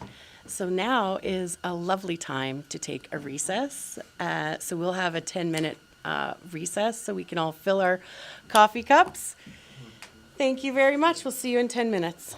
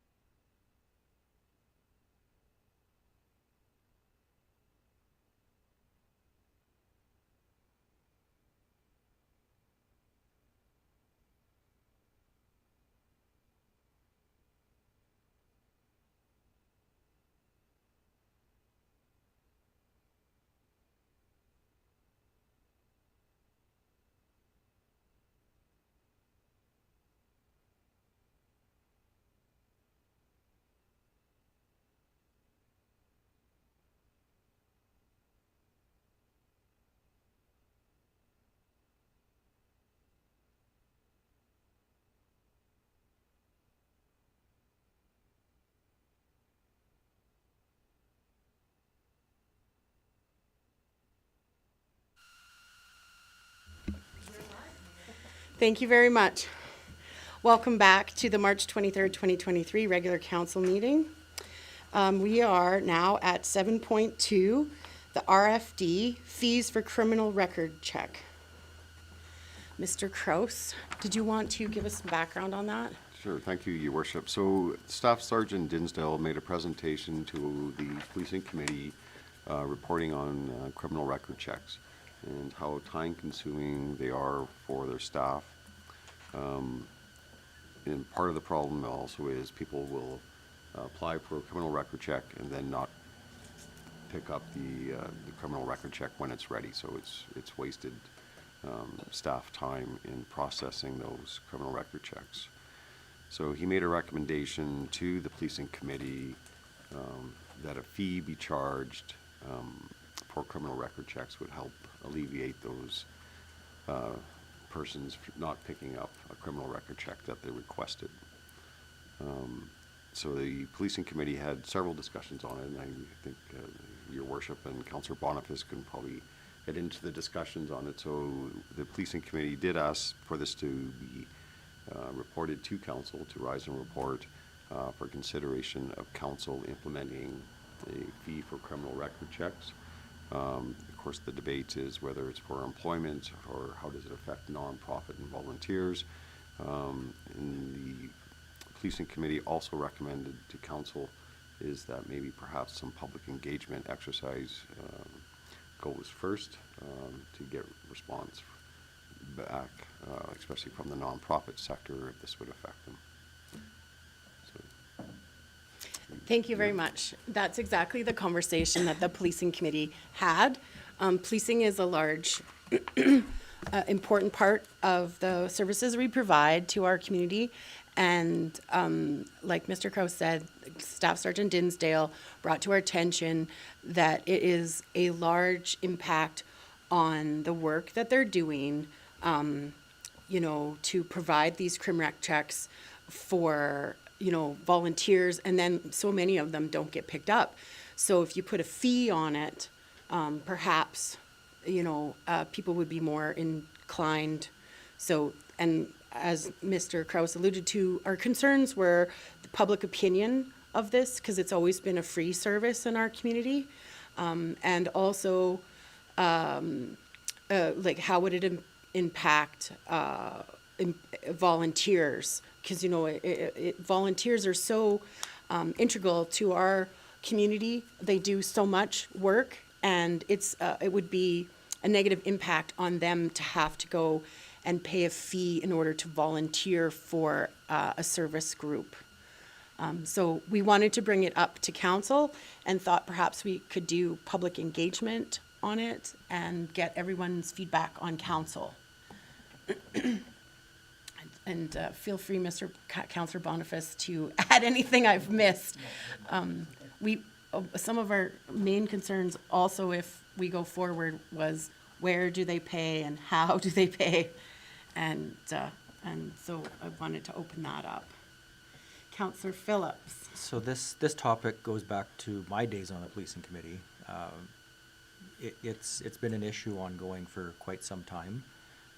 You know, just looking at the August to December of people that didn't pick up their reports, you know, at $30 a piece times 65 people, that's $1,950 of work that was done that was never ever paid for. So I do think that this is a topic that needs to be discussed because it is an expensive topic, and when it's free, people will ask for the report just in case I need to get it done. Whereas if there is a charge, people will do it only if they need it. And one of the things that, again, the discussion from the last time was the volunteer checks, whether there should be, you know, a discounted rate or a zero rate for volunteers, and maybe it's only employment ones that get charged for. But I do think talking to the public would be a good way to start this, because there was a lot of concerns with the volunteer groups the last time that we had this topic brought up, that it would impact the amount of people that would volunteer. So I think public discussion would be definitely a good first place to start with this. So I also wanted to draw everyone's attention for discussion is an amount, because in order to have a good discussion, The amount was suggested with a little bit of comparison data of $30. And so, you know, the range was from 20 to 60, right? So where do we feel comfortable with that being? I'm on page 7 of the RFP. Councillor Hutchinson, did you have a question? Yeah, I was just wondering if, so the questions that were asked, bottom of page 9 and 10, is that something similar to what the committee was thinking for public input, something along that line? Yes, yeah, because in order to have public input, we need some sort of like structure. Yeah, exactly. So that we can move forward with it. And we don't have to have an open house. This could be an online or a pickup survey type of engagement. Councillor Caprero. I just have a question. If we were to go ahead and say, employment, yes, there's a fee, volunteer, nonprofit, no. When a person goes in for a criminal record check, how do you prove that it's for employment, or how would they know? So when you go in for it, you take your letter. So we wouldn't know if they were using a letter from their church group, for say, or ROAR or whatever the community group is, and then giving it to their employer. We wouldn't know that, but in order to do a crim rec check, you take your letter. So you'll get a letter from Junior Forest Wardens or the Figure Skating Club or the school, or you get a letter from or you say it's for your employment at blah, blah, blah, in order to apply for it. And then that's how we would tell. So if you're applying for your job, it would be because you have your letter for your job. Okay. Does that make sense? Yeah. Yeah. I like the thought too of having public engagement on it. When I was looking at the dollar amounts for it, my own opinion, I think if we're going to do something like that, I would rather see it be for employment and not so much for volunteers and nonprofit. My concern with that is a lot of the schools' field trips and skate tying needs parent volunteers. And so if parents are now having to pay to get what they need from the police to say that they can go and help at the schools, I would be worried that maybe field trips can't take place because there's not enough volunteers and parents there to help. So for myself, I'd be more in favor of doing for employment purposes rather than nonprofit and volunteer. Looking at the dollar amounts, I was thinking $20. I see here like 50. I think that's a little, but I'd be more in favor of the $15 to $20 price range for that. Just to give some more information, because out of the discussion, some of the dollar values of $30 was given to us for what is the actual real-time cost to our police. And I don't think the 30 even covered it. I think it was a much higher value. So even then, we're still supplying a subsidized service to the community. And I am on the same, I would like to hear what the public says. I hate to charge volunteers, but on the same sense, out of the ones that Councillor Phillips just, highlighted, were they all volunteers and then just forgot to pick it up because the skating club never asked them for it, or whatever group? Like, I've been to groups where they've forgotten to ask, and I've had it. They ask like 6 months later. Councillor, I was going to Councillor Schippold next, and then Councillor Hutchinson from my order of what the lights came up. Thank you, Your Worship. So I agree with Councillor Caprero that it makes sense, but my question comes, follow the money. How do we get the money? Because if there's no vehicle in place to get money from point A to point B, or we're making people having to come here to pay the money and then go to the police station to get the criminal records check, doesn't seem smart. Right. So I guess where I'm at is what I'd like, before I decide anything, to make sure that's even doable. Do we have a process in place? Do they have a credit card machine down there? What all happens in that whole process? So, I mean, if the poor person has to come here and then go there and then come here, and I just sit there and go like, that makes 0 sense. So I agree there should be a fee of some kind to the people who are doing it for work-related situations, but we definitely need to make sure that we got a vehicle in place to do it. Makes no sense to talk about if we don't have a vehicle in place to do it. So that's where I'm at. So we did have a discussion about that.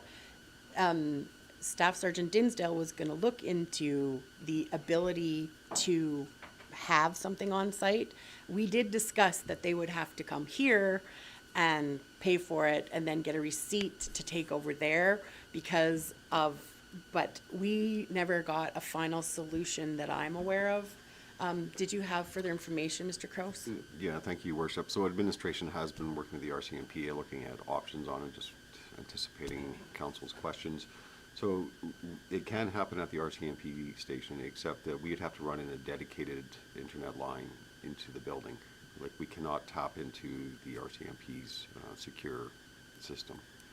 And we also need approval, I guess, from the federal government to do that.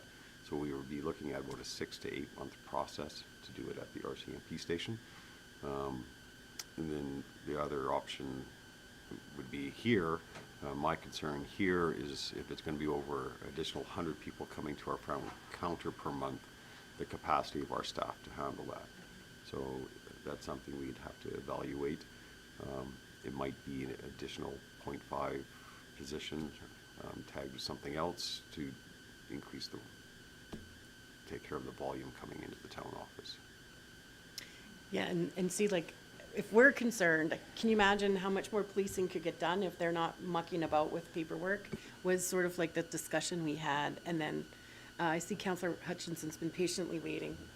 I have 2 questions now. So the first one was about the actual criminal record check. So a nonprofit or your employee, you come in with a letter. Does the actual criminal record check have a to whom it may concern, or is it just in your own name? It's just personally your own name at all? Yeah. Is there any way of adding something that says, okay, Joe Blow asked for it? No? Okay.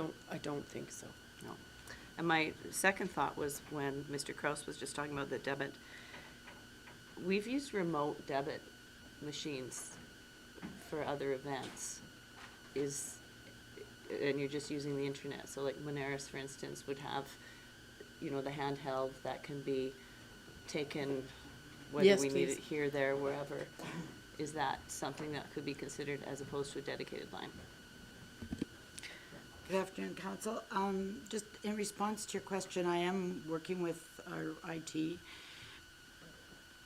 We need 2 things. One is we need a computer because we need to be able to provide receipts. So we need to have access to be able to VPN into Diamond. So we would need some kind of line. But you're right, in terms of taking payments, and it would only be debit or credit. We wouldn't want to do cash over there.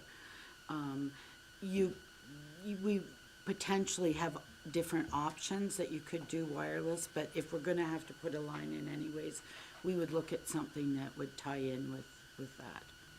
So there are options, but yeah, the hard part is getting the approvals to go into their building. Councillor Boniface. Thank you, Your Worship. Is there any reason why we can't be doing this as an online payment? Because it seems like everything's going that way now. So instead of somebody having to come here and tie up staff, they go on to the webpage. They go, I need a criminal records check. They pay on there. They pay their fee. They get a printed receipt off their printer at home. They go to the thing because, like, so much is being done online now. Drives me crazy because I don't know how to do it, but I'm sure Yeah. somebody does. And then the other thing is, I believe we should be charging a minimal fee for volunteers, and when I say minimum, like the $5 to $10. And the reason is, the majority of people who are getting a criminal record checks for employment, they're serious about getting that criminal record check because they're applying for a job. It's when the people aren't showing up, that's the volunteers that are, I'm gonna join this group today, and a week down the road, they go, oh, my life's changed, I guess I'm not doing that anymore. So even if it was $5, $10, it'd be so minimal that it wouldn't probably hurt anybody. I mean, $5 would be fine. That's such a jug of milk. That's not gonna kill anybody. It might help. So I'm gonna take your first question about can we do it online to administration. At this present time, we don't have a mechanism to do that. So we would have to find software and it's not that it's not doable, it would just take some extra time to try to find something. I'm not aware of anything that interfaces with our software right now. Thank you, Your Worship. Is that something then that we should be looking at more seriously? Because with everything going to so much of a pay online kind of platform, like my business license, I need to come in and pay it personally, those kind of things. Is that something we should be looking at that would even save time for our staff if I can come in and pay stuff online? We could certainly investigate it. I know in the past there's been software that was tied in with Diamond that was supposed to enable that, but it wasn't really easy to run, and we ended up shutting it down, partly because you've got to have all your vendor lists tied into that. So it is absolutely doable, but it's not a small project. It would be quite large. So, does that answer your question? It does. Okay. But you're right, it would make life easier for some people. Counselor Hutchinson, Just kind of tying in with that, what about e-transfers? Is that, can't do it for corporate.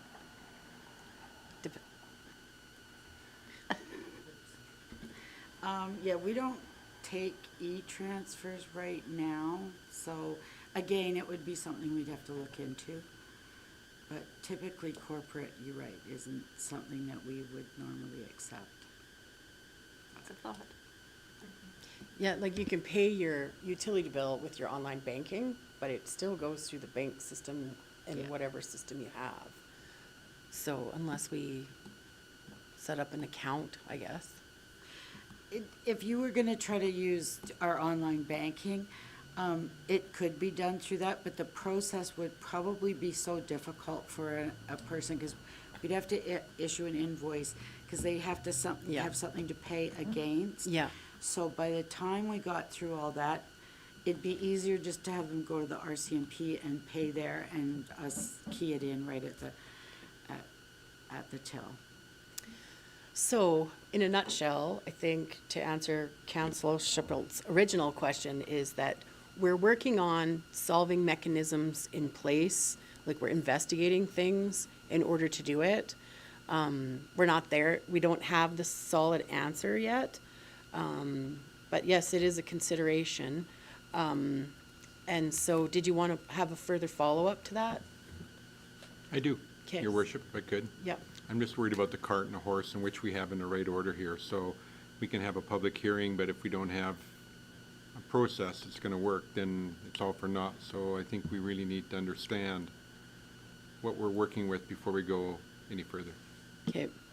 So I agree with that, because that's going to change the whole dynamic of what our public input is. Because, like you said, if they have to come here and then they have to go there, and if we're things like that.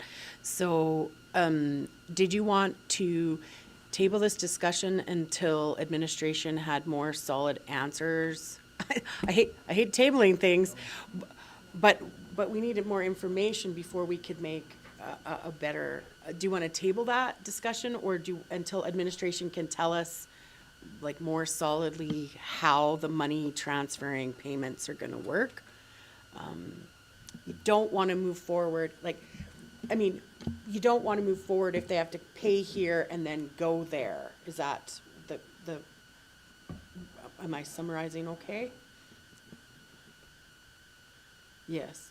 So how many people around the table just, feel that we need to solve the money question before we decide if we're going to move forward with public hearing? Could I have maybe a show of hands who wants to see the money solved before we move forward? Or did somebody want to make a motion? That's where I'm at, Your Worship. I'd like just to make a motion that we table a matter till we get further information on ensuring that we have a system in place that doesn't inconvenience people to accept a payment at the point of purchase of the item that they want. Thank you. Did you have further discussion on that motion? No, well, yes and no. So So I'm- then go ahead and speak. Yeah, I'm just looking at, the employment only amount is $22,320. Even if we equate some of those not pickups to employments, and maybe that adds up $23,000. I would think putting in a point of sale system in the RCMP office would not be $23,000. And this is a yearly thing. It's not just a one-year thing. So even if there is a little bit of upfront cost to do that at the RCMP office, I think that this discussion should go further, but I do think we need some more information, just to see how that point of sale system can work. Does administration need further direction for what way to go? We want to try pay at the RCMP office or something like that? That's what we're working towards, correct? So, Your Worship, the way I interpret Councilor Schiphol's motion is if it's either it's at the RCMP or it's nothing, right? It's for the point of sale, basically. That's correct. Yeah. So we would pursue that option for costing and times. Yeah. Does that Do- satisfy you, Councillor Phillips? With your question about the money and the cost of installing the line? Yes, in some ways. I think if we can't get a point of sale system at the RCMP, I don't think discussion should end on this. I think we should still talk about it more. Okay. Maybe there is something else that we're not thinking of, but I think that's the first step is to see what we can do for a system at the RCMP office. But I think if that isn't something that can happen, I don't think this is a topic that we should just stop talking about. Okay. I think by tabling it until we have additional information, then we can address it then. Does that sound fair and reasonable, Councillor Schipholt? Your Worship, if I can, to Councillor Phillips.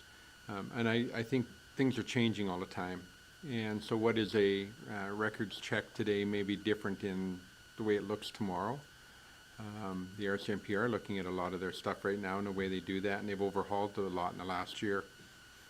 So I guess to your point about, hey, the expenditure shouldn't be a whole bunch, well, hopefully it's not. And I think we have to be understanding that could change. It could only be a year from now, and then all of a sudden it's a new change. It could be online or whatever. So that's where the caution is. But I think in the interim, to Mr. Krause's point, I think the only other thing would be, as per Councillor Boniface, if it was paid for online, that may work, or something like that. But I think that the sale, it should be paid for where it's purchased, basically. It's a service we're offering at that point, so.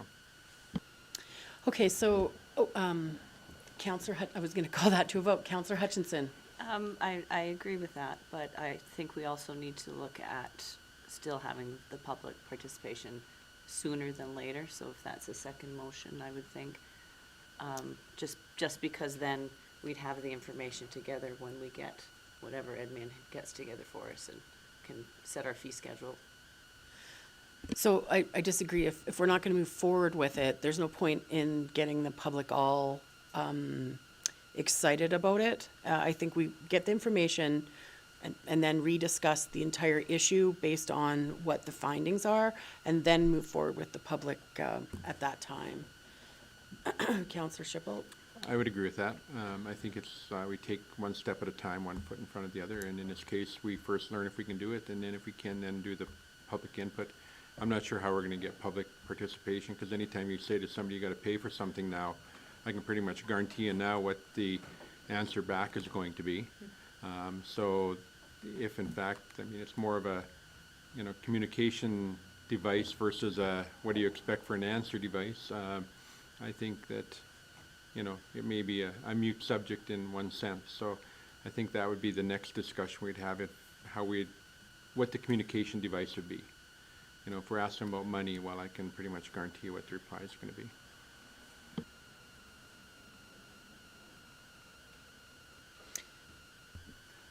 Councillor Hutchinson? I mean, perhaps it's something that we could be looking at giving, putting this questionnaire in, or to all of the nonprofits and volunteers, just to be getting their input when they're looking for that letter, or looking for that criminal check. I don't know how we would do that with employment, but might be an option. I think that's a fantastic idea, but I think at this time, I'm gonna call the motion to a vote that we table it until we get more information about the point of purchase. And then we will discuss it once we have like a solid answer of budgeting and if it's feasible to do that. So I'm gonna call that motion to a vote. All in favor of the motion? And that's carried. No opposed. So we'll continue forward with the meeting. We're now at 7.3, the RFD for mutual aid agreement. So this is just an updated, I'll turn it to Mr. Kraus then, yes? Yeah, thank you, Your Worship. So, the administration of Clearwater County and the town have been working together for quite some time to put together a mutual aid agreement for emergencies, municipal emergencies.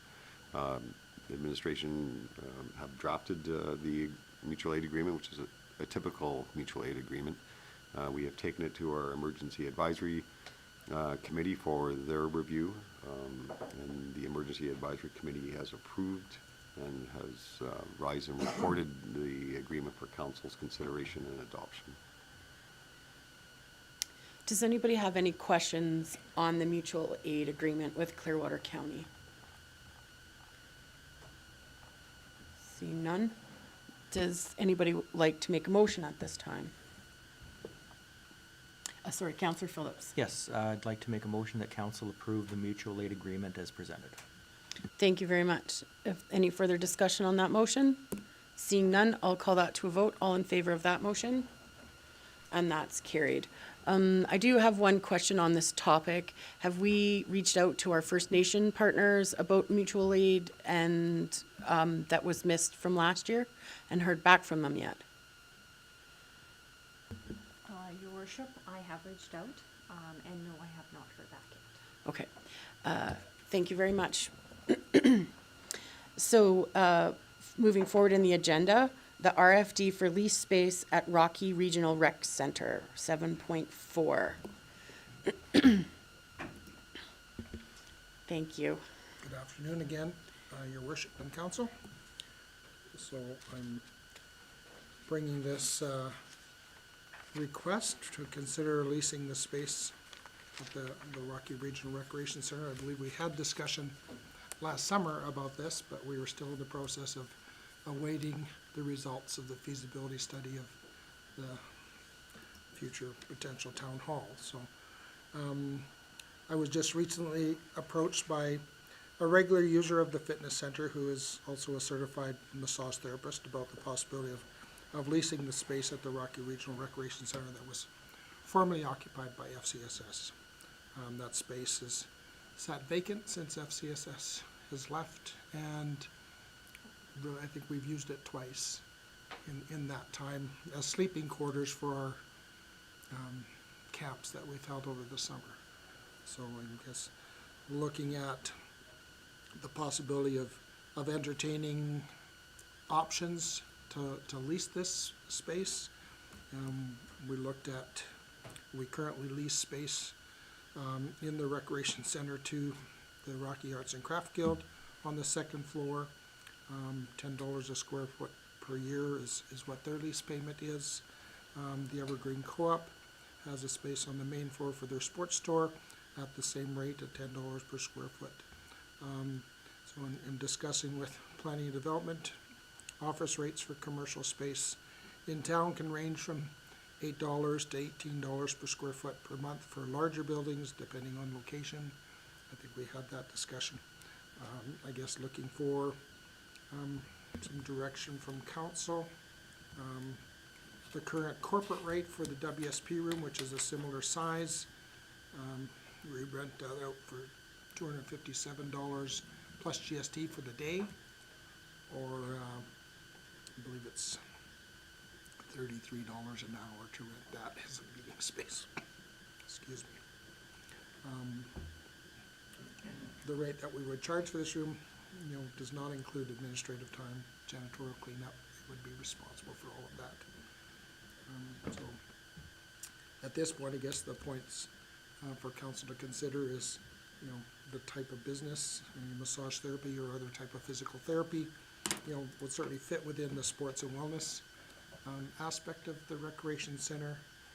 The added revenue would assist with operating expenses. Should the space be advertised to other potential businesses or proponents. I think we've determined the future development plan for the facility. My understanding is that second floor was not considered, you know, an optimal place for a future town hall. So, and what would be a reasonable rent or lease for that space? Just looking for council's direction as to whether or not we set a rate and move forward with. At this point, I've got just the one proposal or request that's come to me, but or do we post it as a potential space for rent and see what proposals? There may be other people in the community that would be interested in that space as well, but we would advertise that. Thank you very much for information. I see it's like Christmas over here. All the lights just turned on. I'll go with Councillor Schipholt, followed by Councillor Caprero to start. Okay, thank you very much, Your Worship. I guess where I'm at is, I think it's great that we can rent it out if we can rent it out.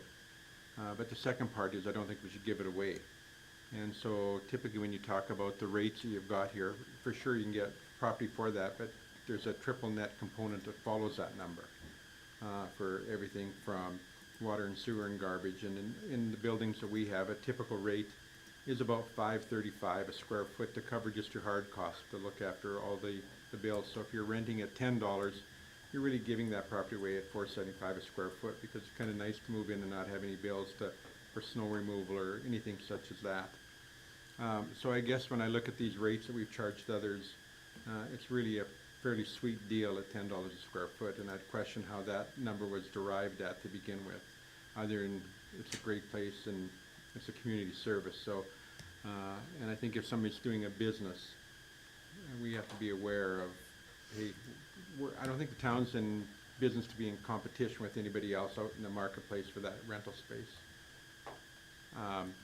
So I think, yeah, rent it, but I think that cost is a giveaway cost at $10 a square foot for anybody who uses that in today's world. Who looks after the maintenance of the rooftop unit if it goes down? Not these people, we do. So I think there's just umpteen costs in there. So I guess where I'm at is I appreciate the proposal. I disagree with the pricing.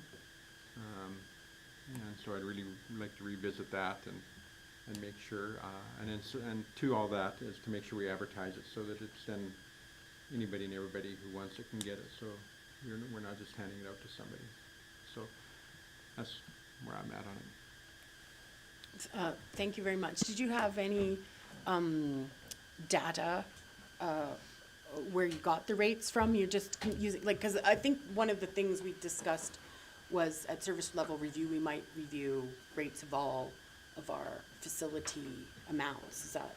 Yeah, we haven't gone down that route yet. These rates, again, for the Arts and Craft Guild and the co-op percent, I think, based on their, nonprofit organizations. Correct. Right? The co-op, provides a service on a seasonal basis type of thing. So, yeah, I haven't dived into too much of, what direction and how much is fair market value to cover our costs for that space, as speaking to Councillor Schipholt's comments there. Thank you. Councillor Caprero. Okay, thank you. I just have a question. So you were saying that camps previously had slept up in that space. If we have more camps come, is there somewhere else, like could maybe the Lousopet Center or something accommodate that? Yes, there's other options for sleeping. Okay. We used it for the instructors, but at the same time, there is other places that could be utilized. Okay, that sounds good.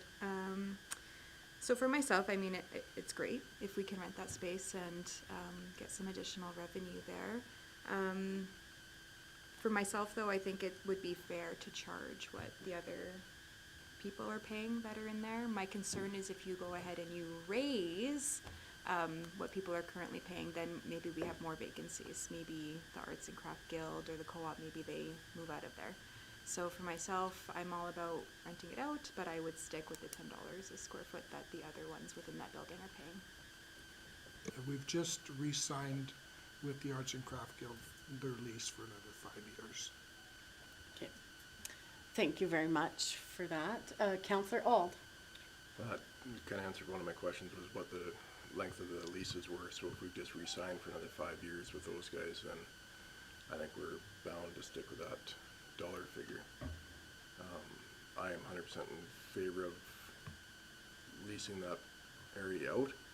I'm only stuck a little bit on whether we advertise it to everybody so that all the public knows about it.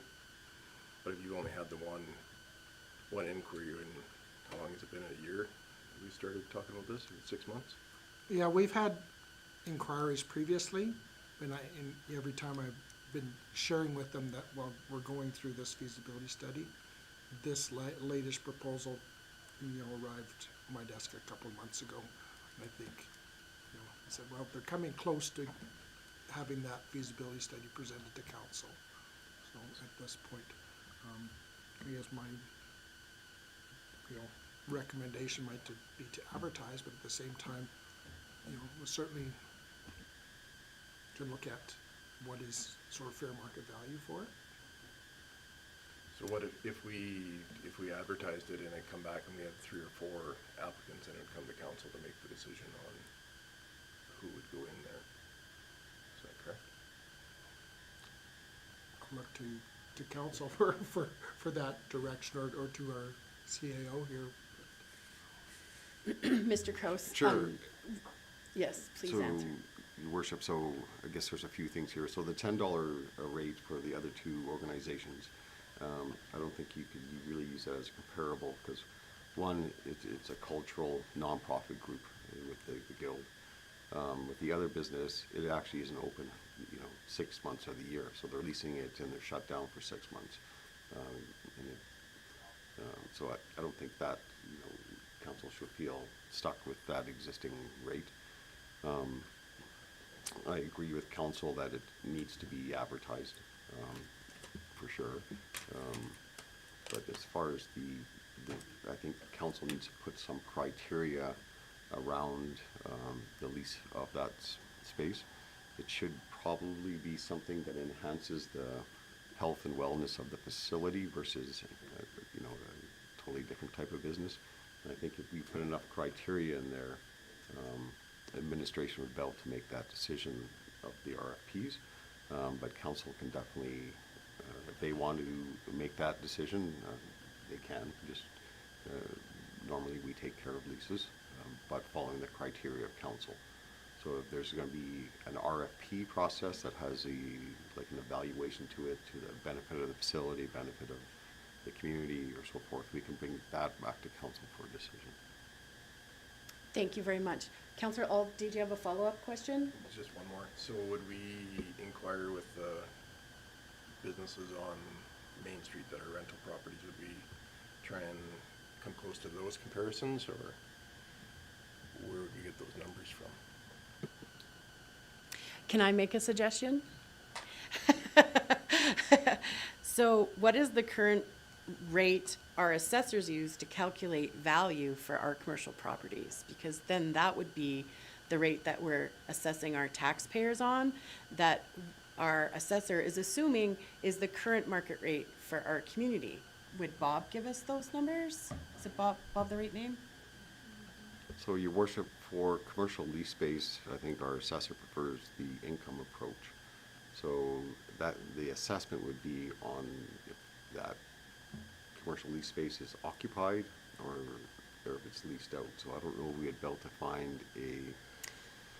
I thought he said that it doesn't matter if it's leased or if it's empty, it's what you could be making out of that space if it was leased, and then they look at market values. Not through the income approach. Okay. Yeah, that's not how he's doing it then, because that's what I've had conversations about, right? Because he says it doesn't matter if it's empty or full, because you could rent it for this rate if you had a tenant at this much, and if you're renting it for below market value, not his fault, that's what you're taxed on. Am I understanding that right? When I asked a lot of questions about that, because I had a few business owners. I'm wondering if you would give us a rate. CMHEC has rates for residential properties. It's too many lights are on. Yeah, yeah. That's all I was wondering, is if we could reach out to him as a possible source of getting numbers. Otherwise, any assessor would have those comparable datas, because if they're doing assessments all the time, they have to have that to give back to the bank. Just for general, I'm just wondering if that could be a way we get those. Okay, thank you. I see Councillor Hutchinson had her light on first, and then I will go to Councillor Phillips and then Councillor Stripple, just so we know what's going on. I think that we're kind of missing one of the elements here.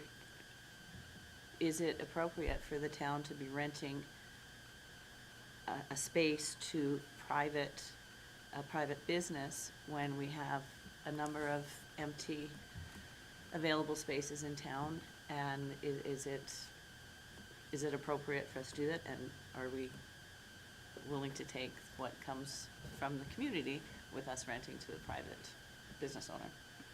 So I like your question, and I think I'm clear on Councillor Schippolt's got the same question.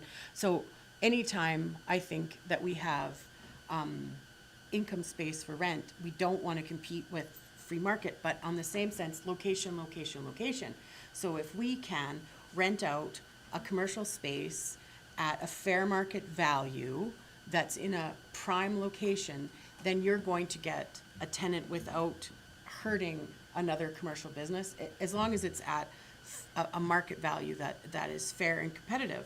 If we're offering it below, and I just want to add my 2 cents about the 2 service groups. So I consider the co-op, they're doing skate sharpening, that's why they're in there, because before they came, we had no one doing skate sharpening. So they're sort of providing a service, so I don't mind them getting a discount from market value. And the same with the Arts and Craft Guild, if you think about it, is it a service? So I think we should be able to recoup.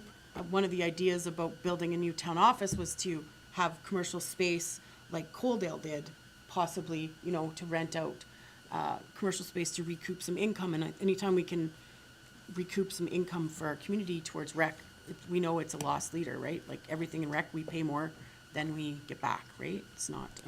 Anyway, so those are my things. Councillor Phillips, am I going right order? Did you have a Yes. follow-up, Councillor Hutchinson? No, okay.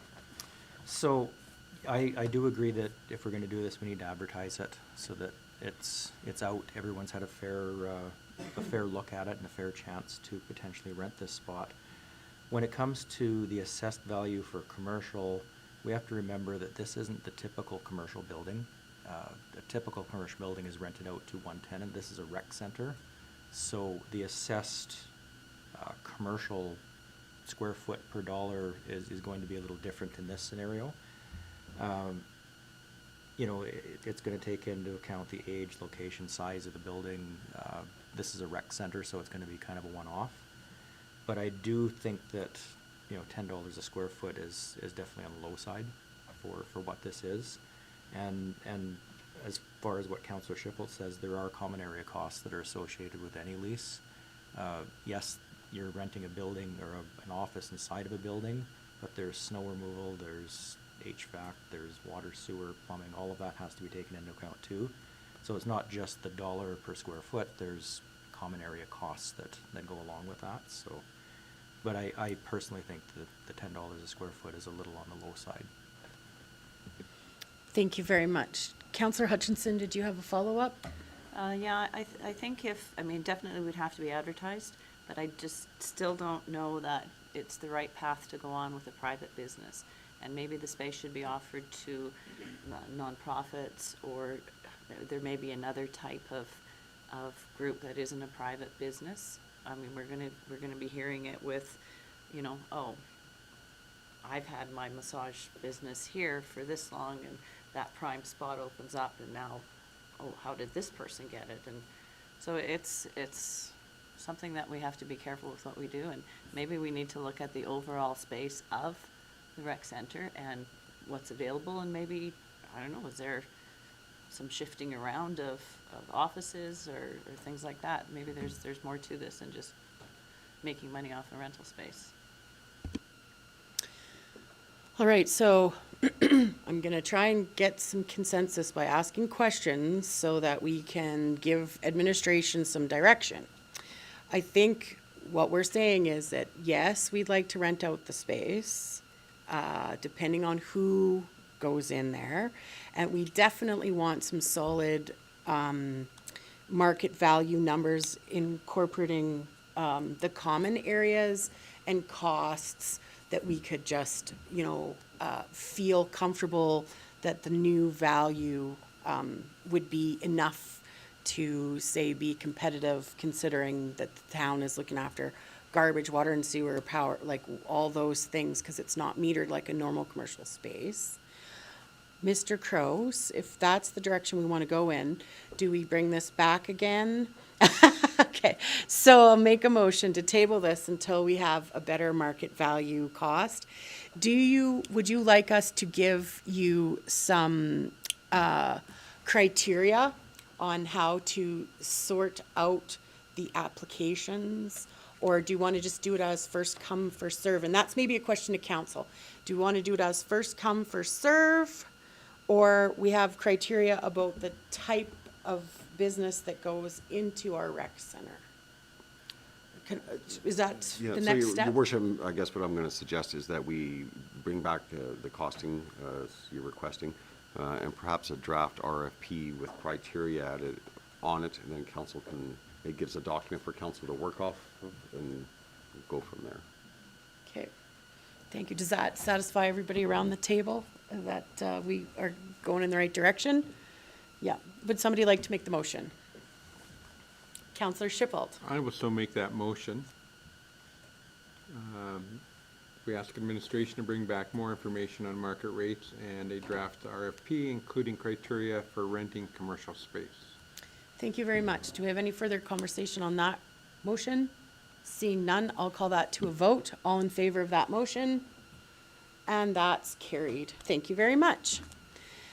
So the next item on our, the next item on our agenda is 7.5, RFD for the Alberta Japan Twin Municipalities Conference. It comes from a Rise and report from the task force meeting. Did you want me to go over it? Councillor Shippold, did you want to? Thank you. I'm sorry, thank you. Your worship. So yes, I made the motion at the task force meeting, and that was that, so we have a member at large within our community who's going to be going to Jasper to that meeting. A lot of it at his cost. There's a possibility that the Japanese twinning community in our committee in our town might pay for the hotel room, but he wasn't sure. So I guess where I'm at is that I feel since he's going to this meeting in Jasper, that we would pay his relative costs for travel, accommodation, and conference fees for that. So the only reason I suggest that is next year we, as Rocky Mountain House, are hosting the AGM for that group. And I think we need all feet on the floor to figure out what we're doing, because we're all going not knowing very much to this conference. It is the AGM in Jasper, so we'll see what they do. And hopefully we'll come back. I believe Mr. Kraus is coming as well. So I think hopefully we can figure out what we're doing to manhandle this AGM in Rocky Mountain House in a year from now, basically. So I'm asking for council support to pay these fees. The question is probably how much? I was just going to ask. And I have no idea, but I believe we talked at that meeting that it was going to be in the $1,500 range, if I remember right. Was that? We did mention a number. So we've just booked all our hotels and stuff, right? But I don't have that data on my computer. We're definitely not at Jasper Park Lodge. No. for some hotel I've never, it used to be the Sawridge. It's changed its name Yeah. in Jasper. Yeah. So with that being said, that's what's going on. We're hosting this event in our community for 2024, and because we are responsible for hosting it, we have a task force, and we're all going to attend the AGM and network and see how it works there. How does everyone feel if the town pays the public member that's on this board to attend, you know, to bring back information to give to the task force? Any thoughts? Okay, so I'm gonna go around the room so we get some, or do you want to just make the motion? I'm going to make the motion, and before I make the motion, I guess we're going to try and carpool and see what all we can do to cut costs through that whole process. So I haven't talked to the individual if you'd jump in with us or not, or how we're going. Yeah. We haven't got that far, but the real hope would be that we come up with any cost savings we possibly can. It is only one night and one day, and so typically it's a 2-night hotel stay. So it's on a Friday and Saturday, I believe. It's the weekend of the trade fair. Yeah. So, yeah, the weekend of the trade fair. So, yeah. Anyway, I'll make the motion that we approve paying the costs for a Hotel, community member. What would he be called? the task force member. A member of the task force from the community to go to Jasper to the AJTMA conference. And we pick up his hotel fees and conference costs and mileage.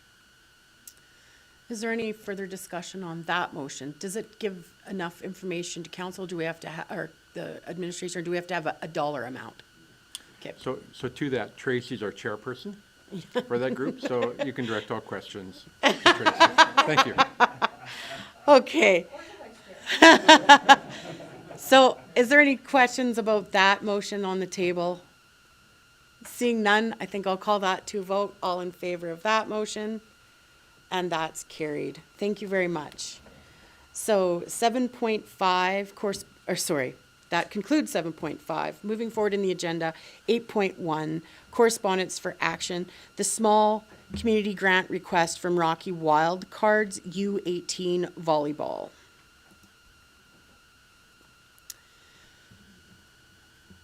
Did I miss you? No, I just turned my light on. Oh, okay. Did you Just- want to? Yes, just a question in regards to this. I know that they're looking for $500 for the U18 girls volleyball team. To me, it looks like the $500 is to be used for 2 out-of-town tournaments. Is that correct? Yeah. Does that fall into our, like, for out-of-town events, does that fall into our small granting regulations or rules? Yes. If I may, Your Worship, so the eligibility, in regards to that, traveling out of the Rocky Mountain House greater area is financial assistance may be considered based on demonstrated need to a maximum of $250 for an out-of-town event. Whereas in town, it'd be $500. So, I had a question along the same lines. Do we normally, like, I thought this community grant was to be like, sort of like Kickstarters for other programs, right? Like they are a not-for-profit, and if we have a little seed money type of thing, then it helps them grow. Whereas they're just really looking for a donation towards them going to a tournament. Is that correct? Is that normally fit our, how it was intended? Your Worship, so the small grant is just as Ms. Breeze said, council can provide assistance to groups going out of town. Okay. But the large grant, you're quite correct, so. Oh, thank you very much for the clarification. Councillor Phillips, did you want to make a motion then? No, I just more of a Okay. comment. I'm just wondering if is this the spirit or the intent of the small grant program? You know, is more to have things happen locally and promote local. I'm just not sure if this fits the criteria of the small grant program. even though Ms. Breeze says it does by $250, that's all I'm questioning is, by sending someone out of town, if that's falling into the criteria or not.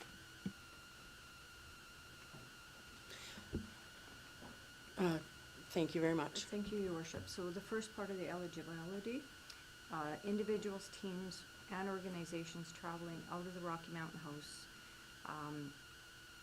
Examples, but not limited to festivals, provincial tournaments, training opportunities, and workshops. Okay. So if we made a motion to follow our own policy and procedure, it would to change the amount given from 500 to 250 in matching with our policy. Is that correct? That motion would be more in line with our current policy? Yeah, you're correct, Your Worship, but I think they're asking for 2 different events at the same time. So probably 250 per event. There's one in April, which is the Alberta Provincials, and then one in May, which is the Canada Nationals.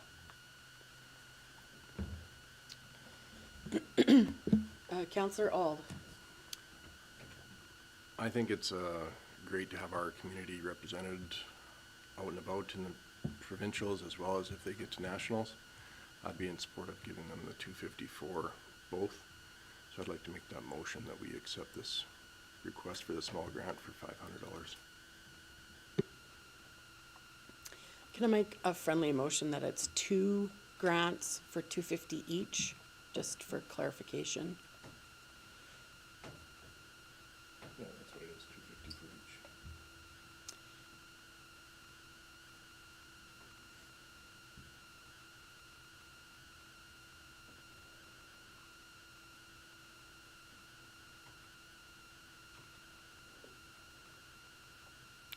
Any further discussion on that?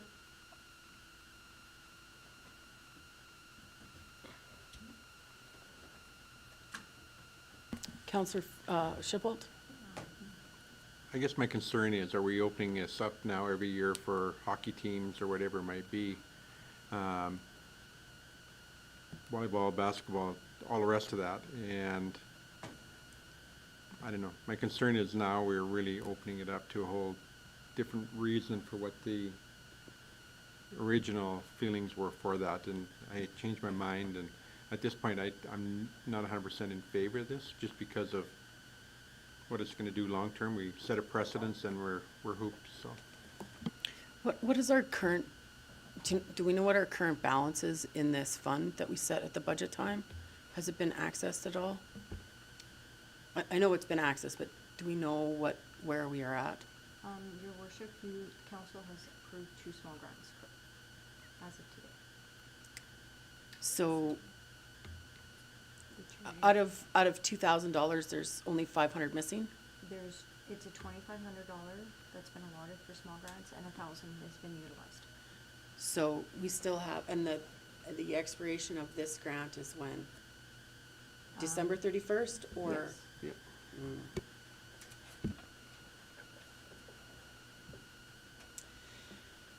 Well, I would be in favor of supporting this group with 1 grant in the opening it up to other community groups, because we're not at the halfway point and we're through half the money. Right? June would be the halfway point to December 31st. So that's my comment on that. Anybody else have any other comments? Councillor Auld? Just Councillor Shippold's comment, it is, if we want to change the policy, that would be a further discussion, but this does fall right into the small grant function. So if you're thinking it's gonna create more avenues that we don't want to go down, then we'll need to change the policy. Yeah. I'm just splitting the difference, saying that, 1 group applies for 1 grant and another group applies for the next grant, rather than the same group applying for, you could have 1 group apply for 10 grants at the same time, but we're giving 2 grants, right? So part of the criteria, Your Worship, is they can only apply for 1 per year. Okay. And they can apply for large and small, but they can only apply for 1. Okay, so then, could I make a friendly agreement to Counselor Ald's motion for one grant for $250? No, I'd rather keep it at $250 for each tournament. So it's not following our policy, it's saying that they get $500 or else they're applying twice. Right? Am I correct on that? Is that? I mean, we could say one grant of $500, but then it goes against our policy of $250 for out of town. Or we can say two, but then it breaks our policy of what you can only apply once. So I'm trying to friendly amend it to match our policy. Is that super fun? Counselor Schippel. He's taking me off the hot seat. No, I think what we need is clarification from Mr. Kraus, and He's and just looking through it. As long as we stay in the boundaries of the playing field, we'll be good to go. That's my concern.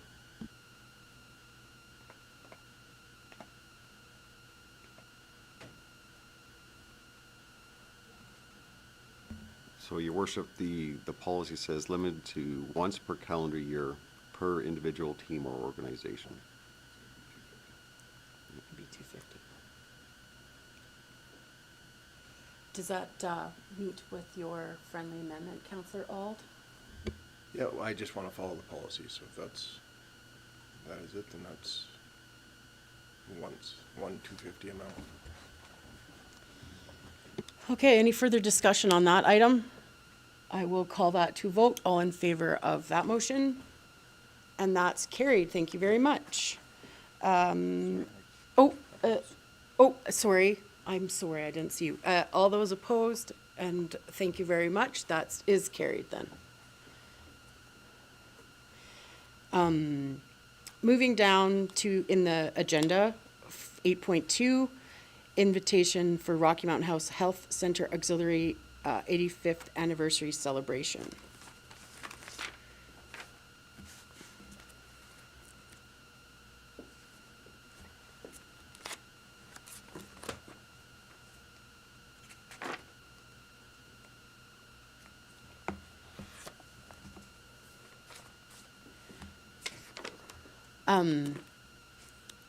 It's on April 4th from 12 till 2. Sorry. I'm not wearing my glasses. I wrote it on here, but I have a doctor's appointment. Would someone else be able to attend in my absence? I could go from 12 till 1. Is anybody else wanting to go to the celebration luncheon on my behalf, or? I'm going to be at the EDA conference that day, so I believe Councillor Hutchinson will be as well.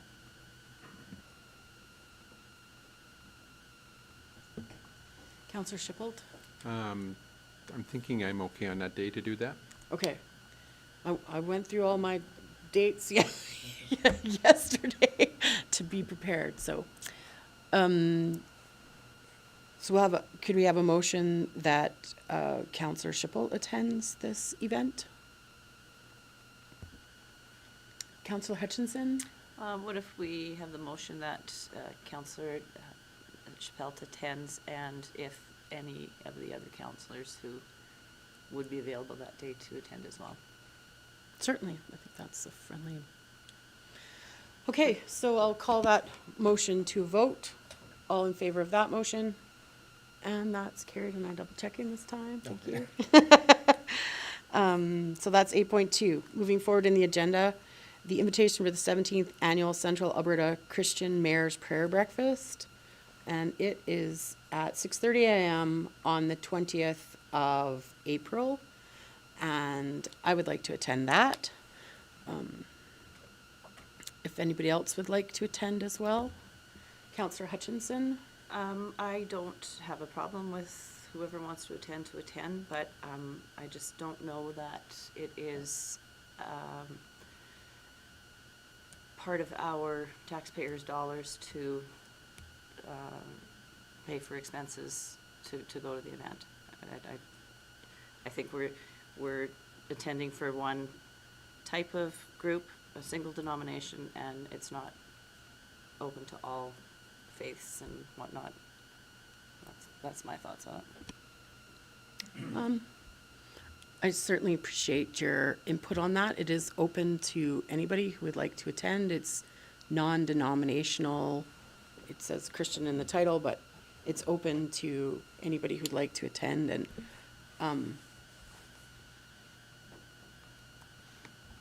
If I could, Your Worship. yes, I just want to make one comment about it. And one thing we heard at the RMA was about tourism in Alberta, and 1 out of 3 people want Indigenous adventures in tourism. And the guest speaker at this event is the Indigenous Economic Business Development Advisor.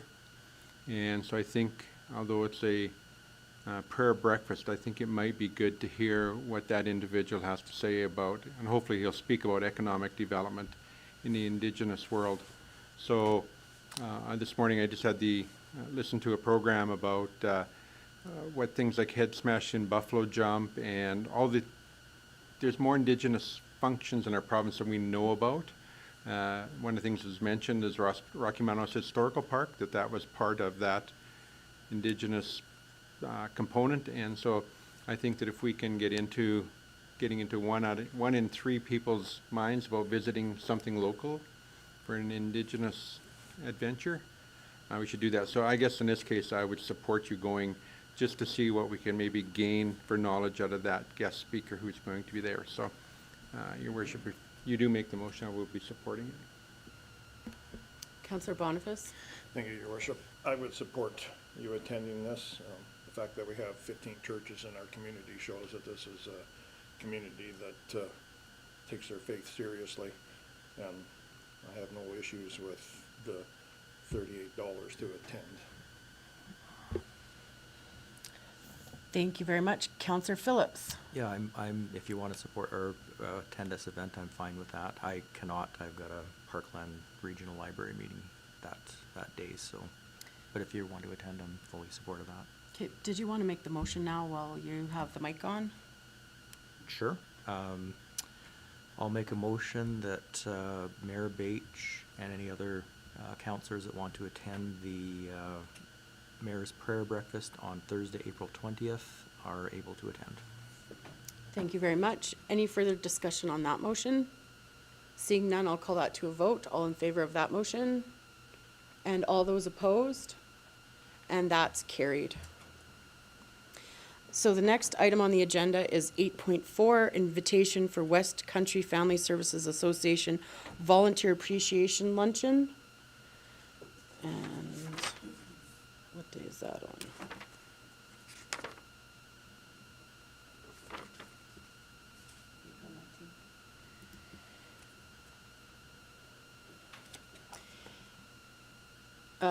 And I'm able to attend that day from 11:30 till 1 is, and I think they're just asking for the mayor or a representative, but I'm able to attend that.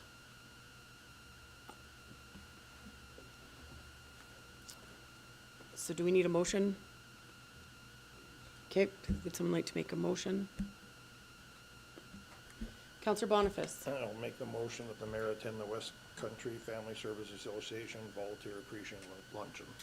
Thank you very much. All in favor of that? Seeing no other discussion, all in favor, sorry. And that's carried, no opposed. Okay, so 8.5 is the letter from the epilepsy group that would like the town hall lights to be purple this weekend. Yes. I can't see it.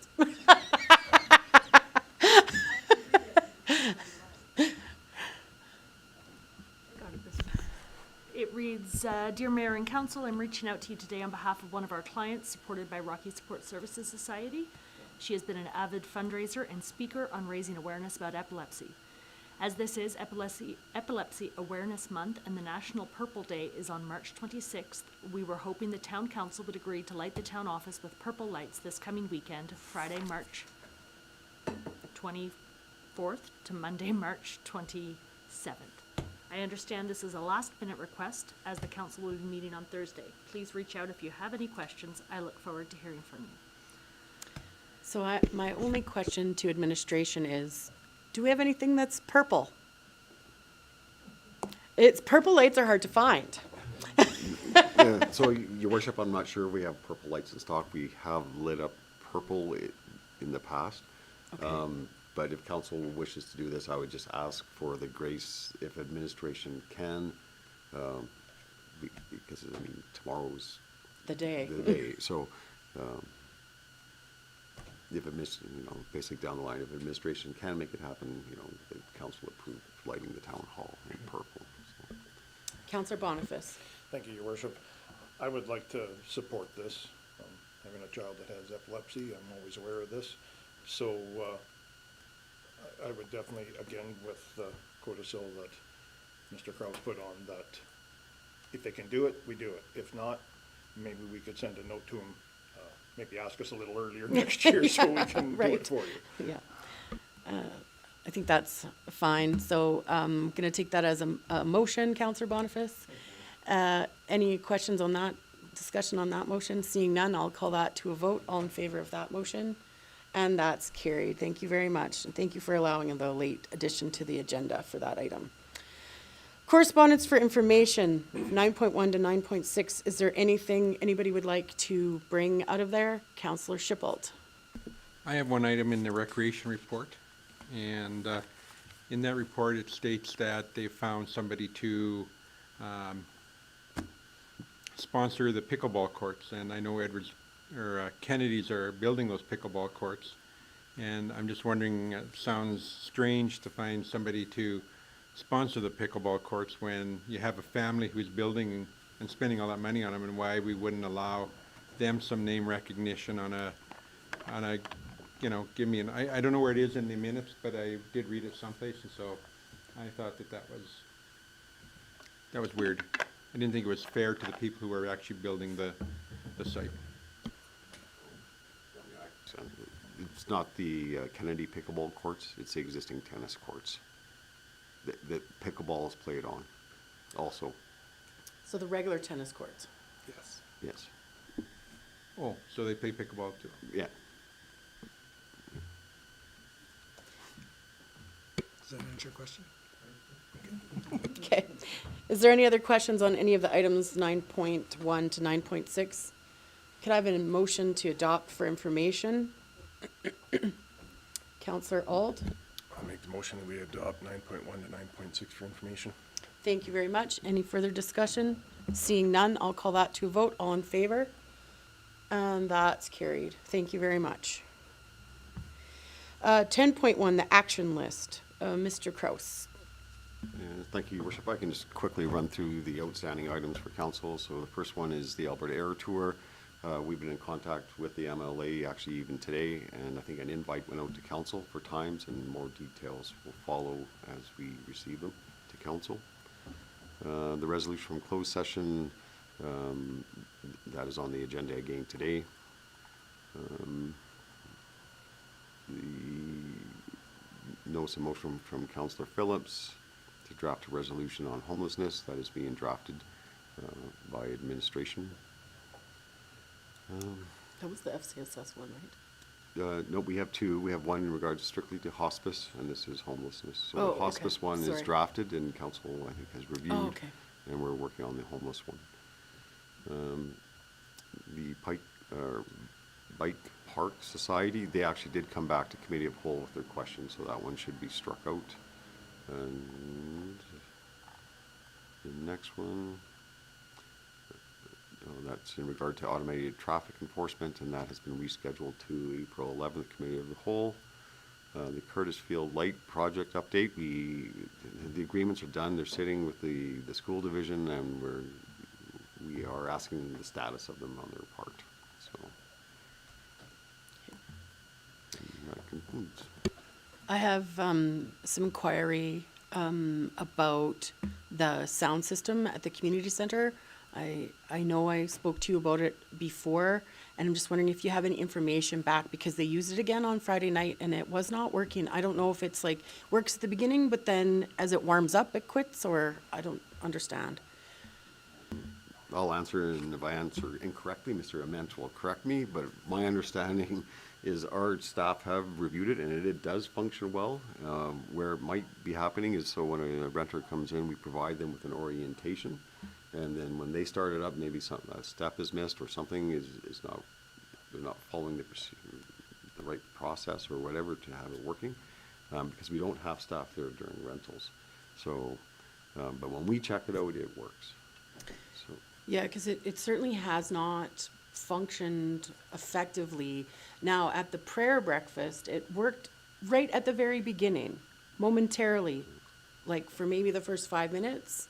It did not work, and I wasn't at the beginning of the round dance, and it didn't work at the woman shelter thing at all, like at any part of the evening.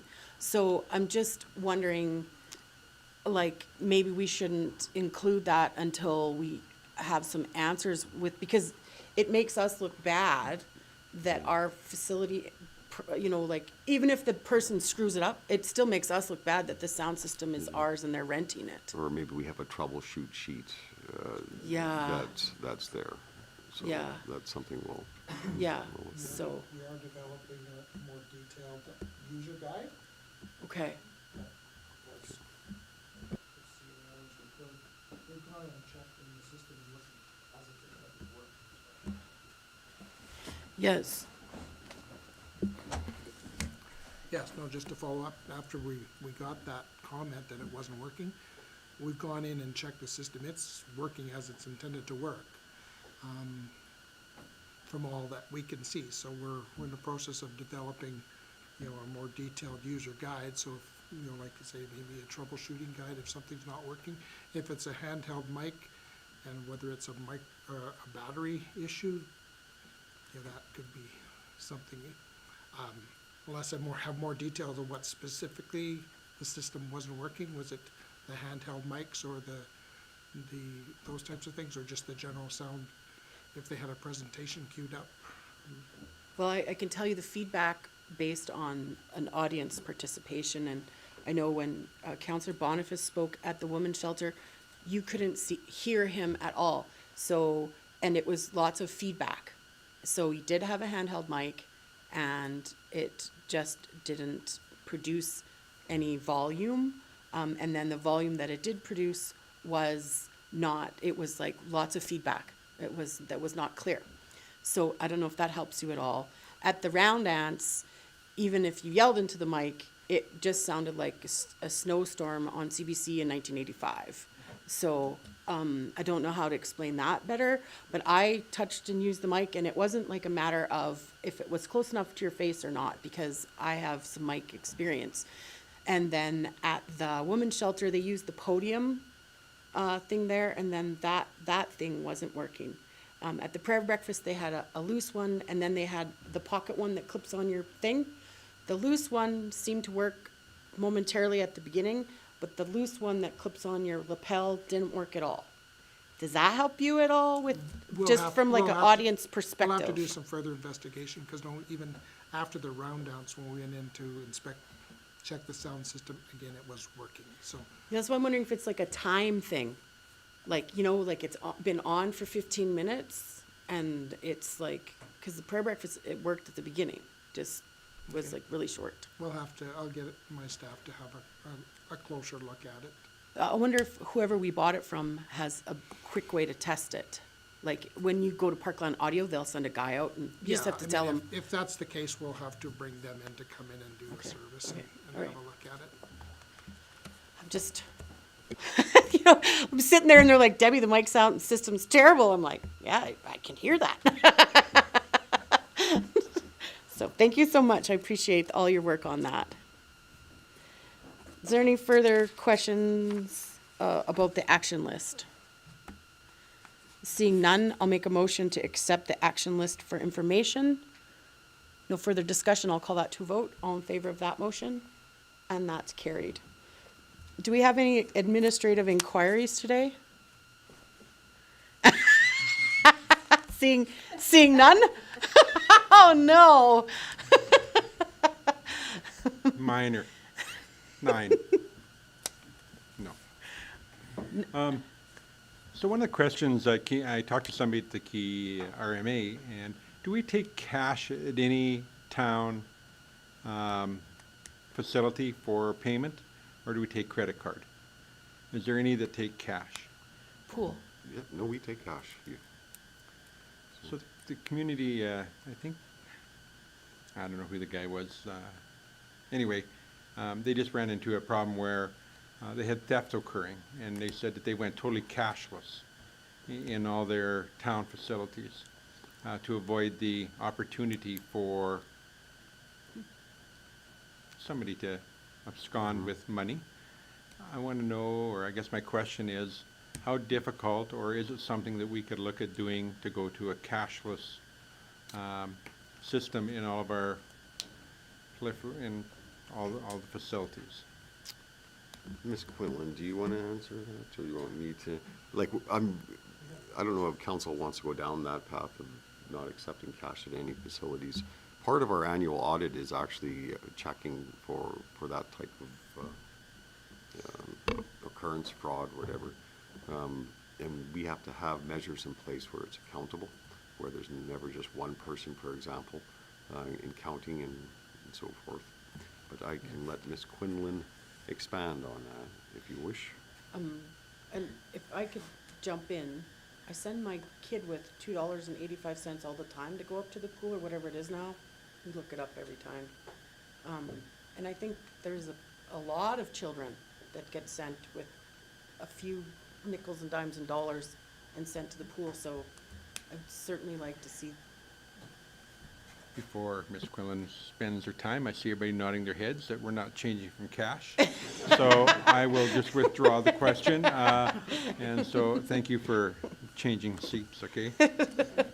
Okay. Did you have anything further? I only have one other one, and that was a phone call I got, and that had to do with the street on the way to the ravines and the basketball hoop that's on the street.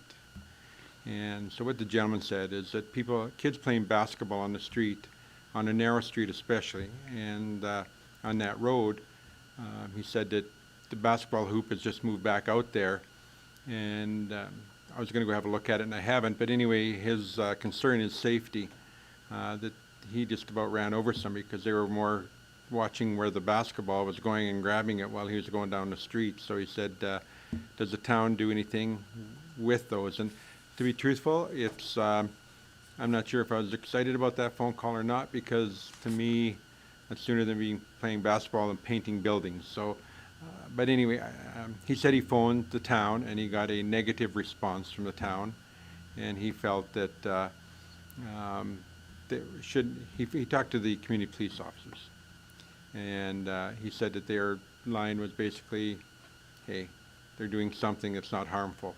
His concern is a safety concern. So I don't know if we have a policy about that stuff, if we should even go to that part of the river or not, if we should stay away from it, much like accepting no cash. But anyway, let me leave that one with you for a comment. So, Your Worship, do we actually patrol and enforce objects on the road? No, it's more on a complaint basis. So if a formal complaint is put in, then our peace officers will deal with it. I think I know which basketball hoop you're talking about. I think it's on my street. So, so that's the answer to your question. If someone did a formal complaint, we would address it with the owners of the hoops. But we don't go around and enforce that, like on an active patrol. I feel like that we addressed this exact issue before, because I remember having an email or a phone call about it quite a while ago.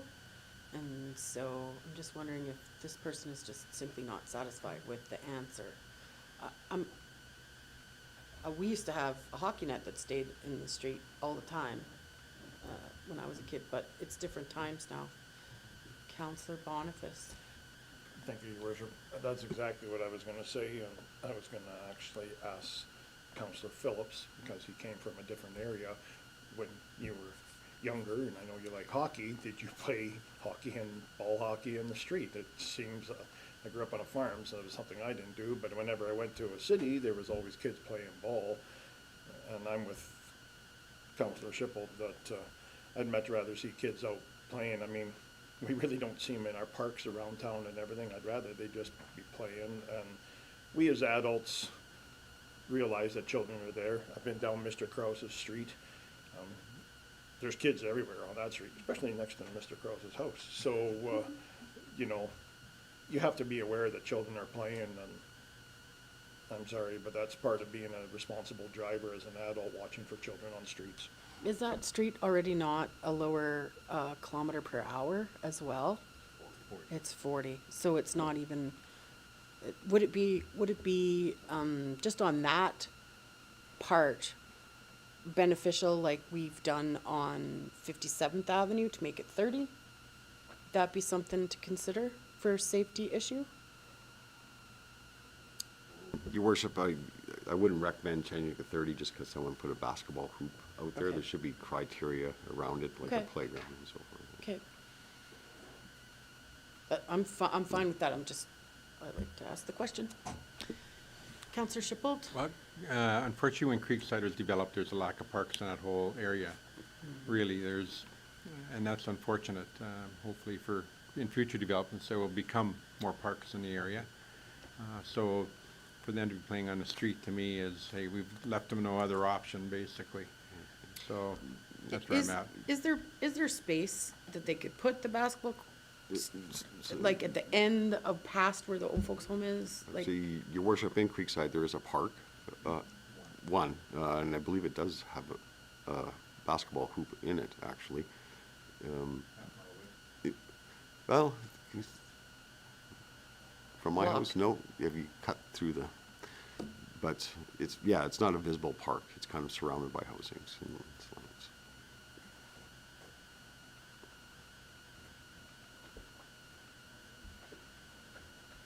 Counselor Shippold? My reply to this gentleman is, If he would like to make a formal complaint, we will deal with it in accordance to our bylaws. thank you. All right. So, do we have any notices of motion today? Did you have you already did a notice of motion. No further notices of motion? So I think we'll take a quick 5-minute break before we go into closed session. Meeting adjourned for 5 minutes.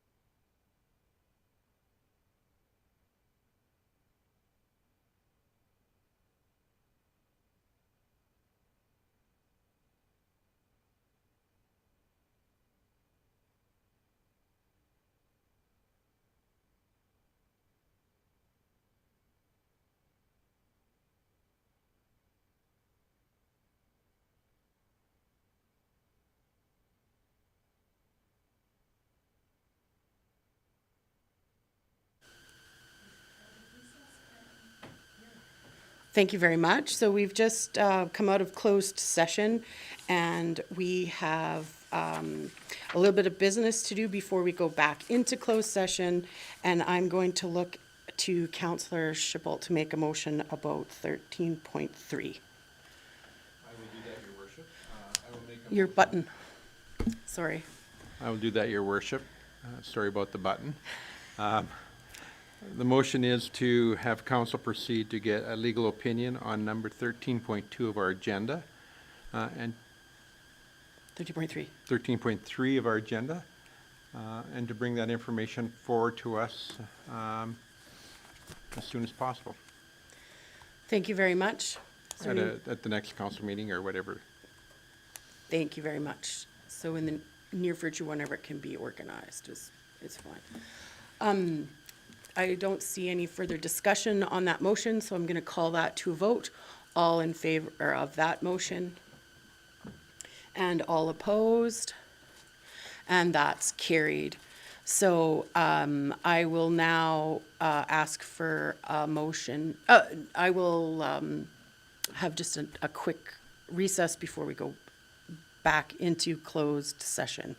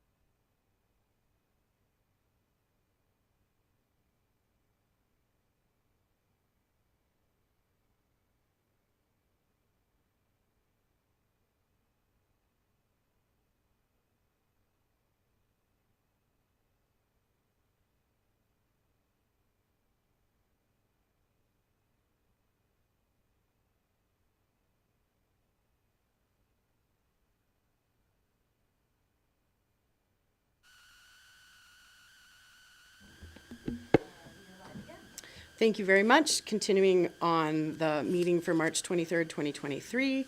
And I'm going to make a motion to go into closed session. All in favor of that motion? And that's carried. So we're now going into closed session.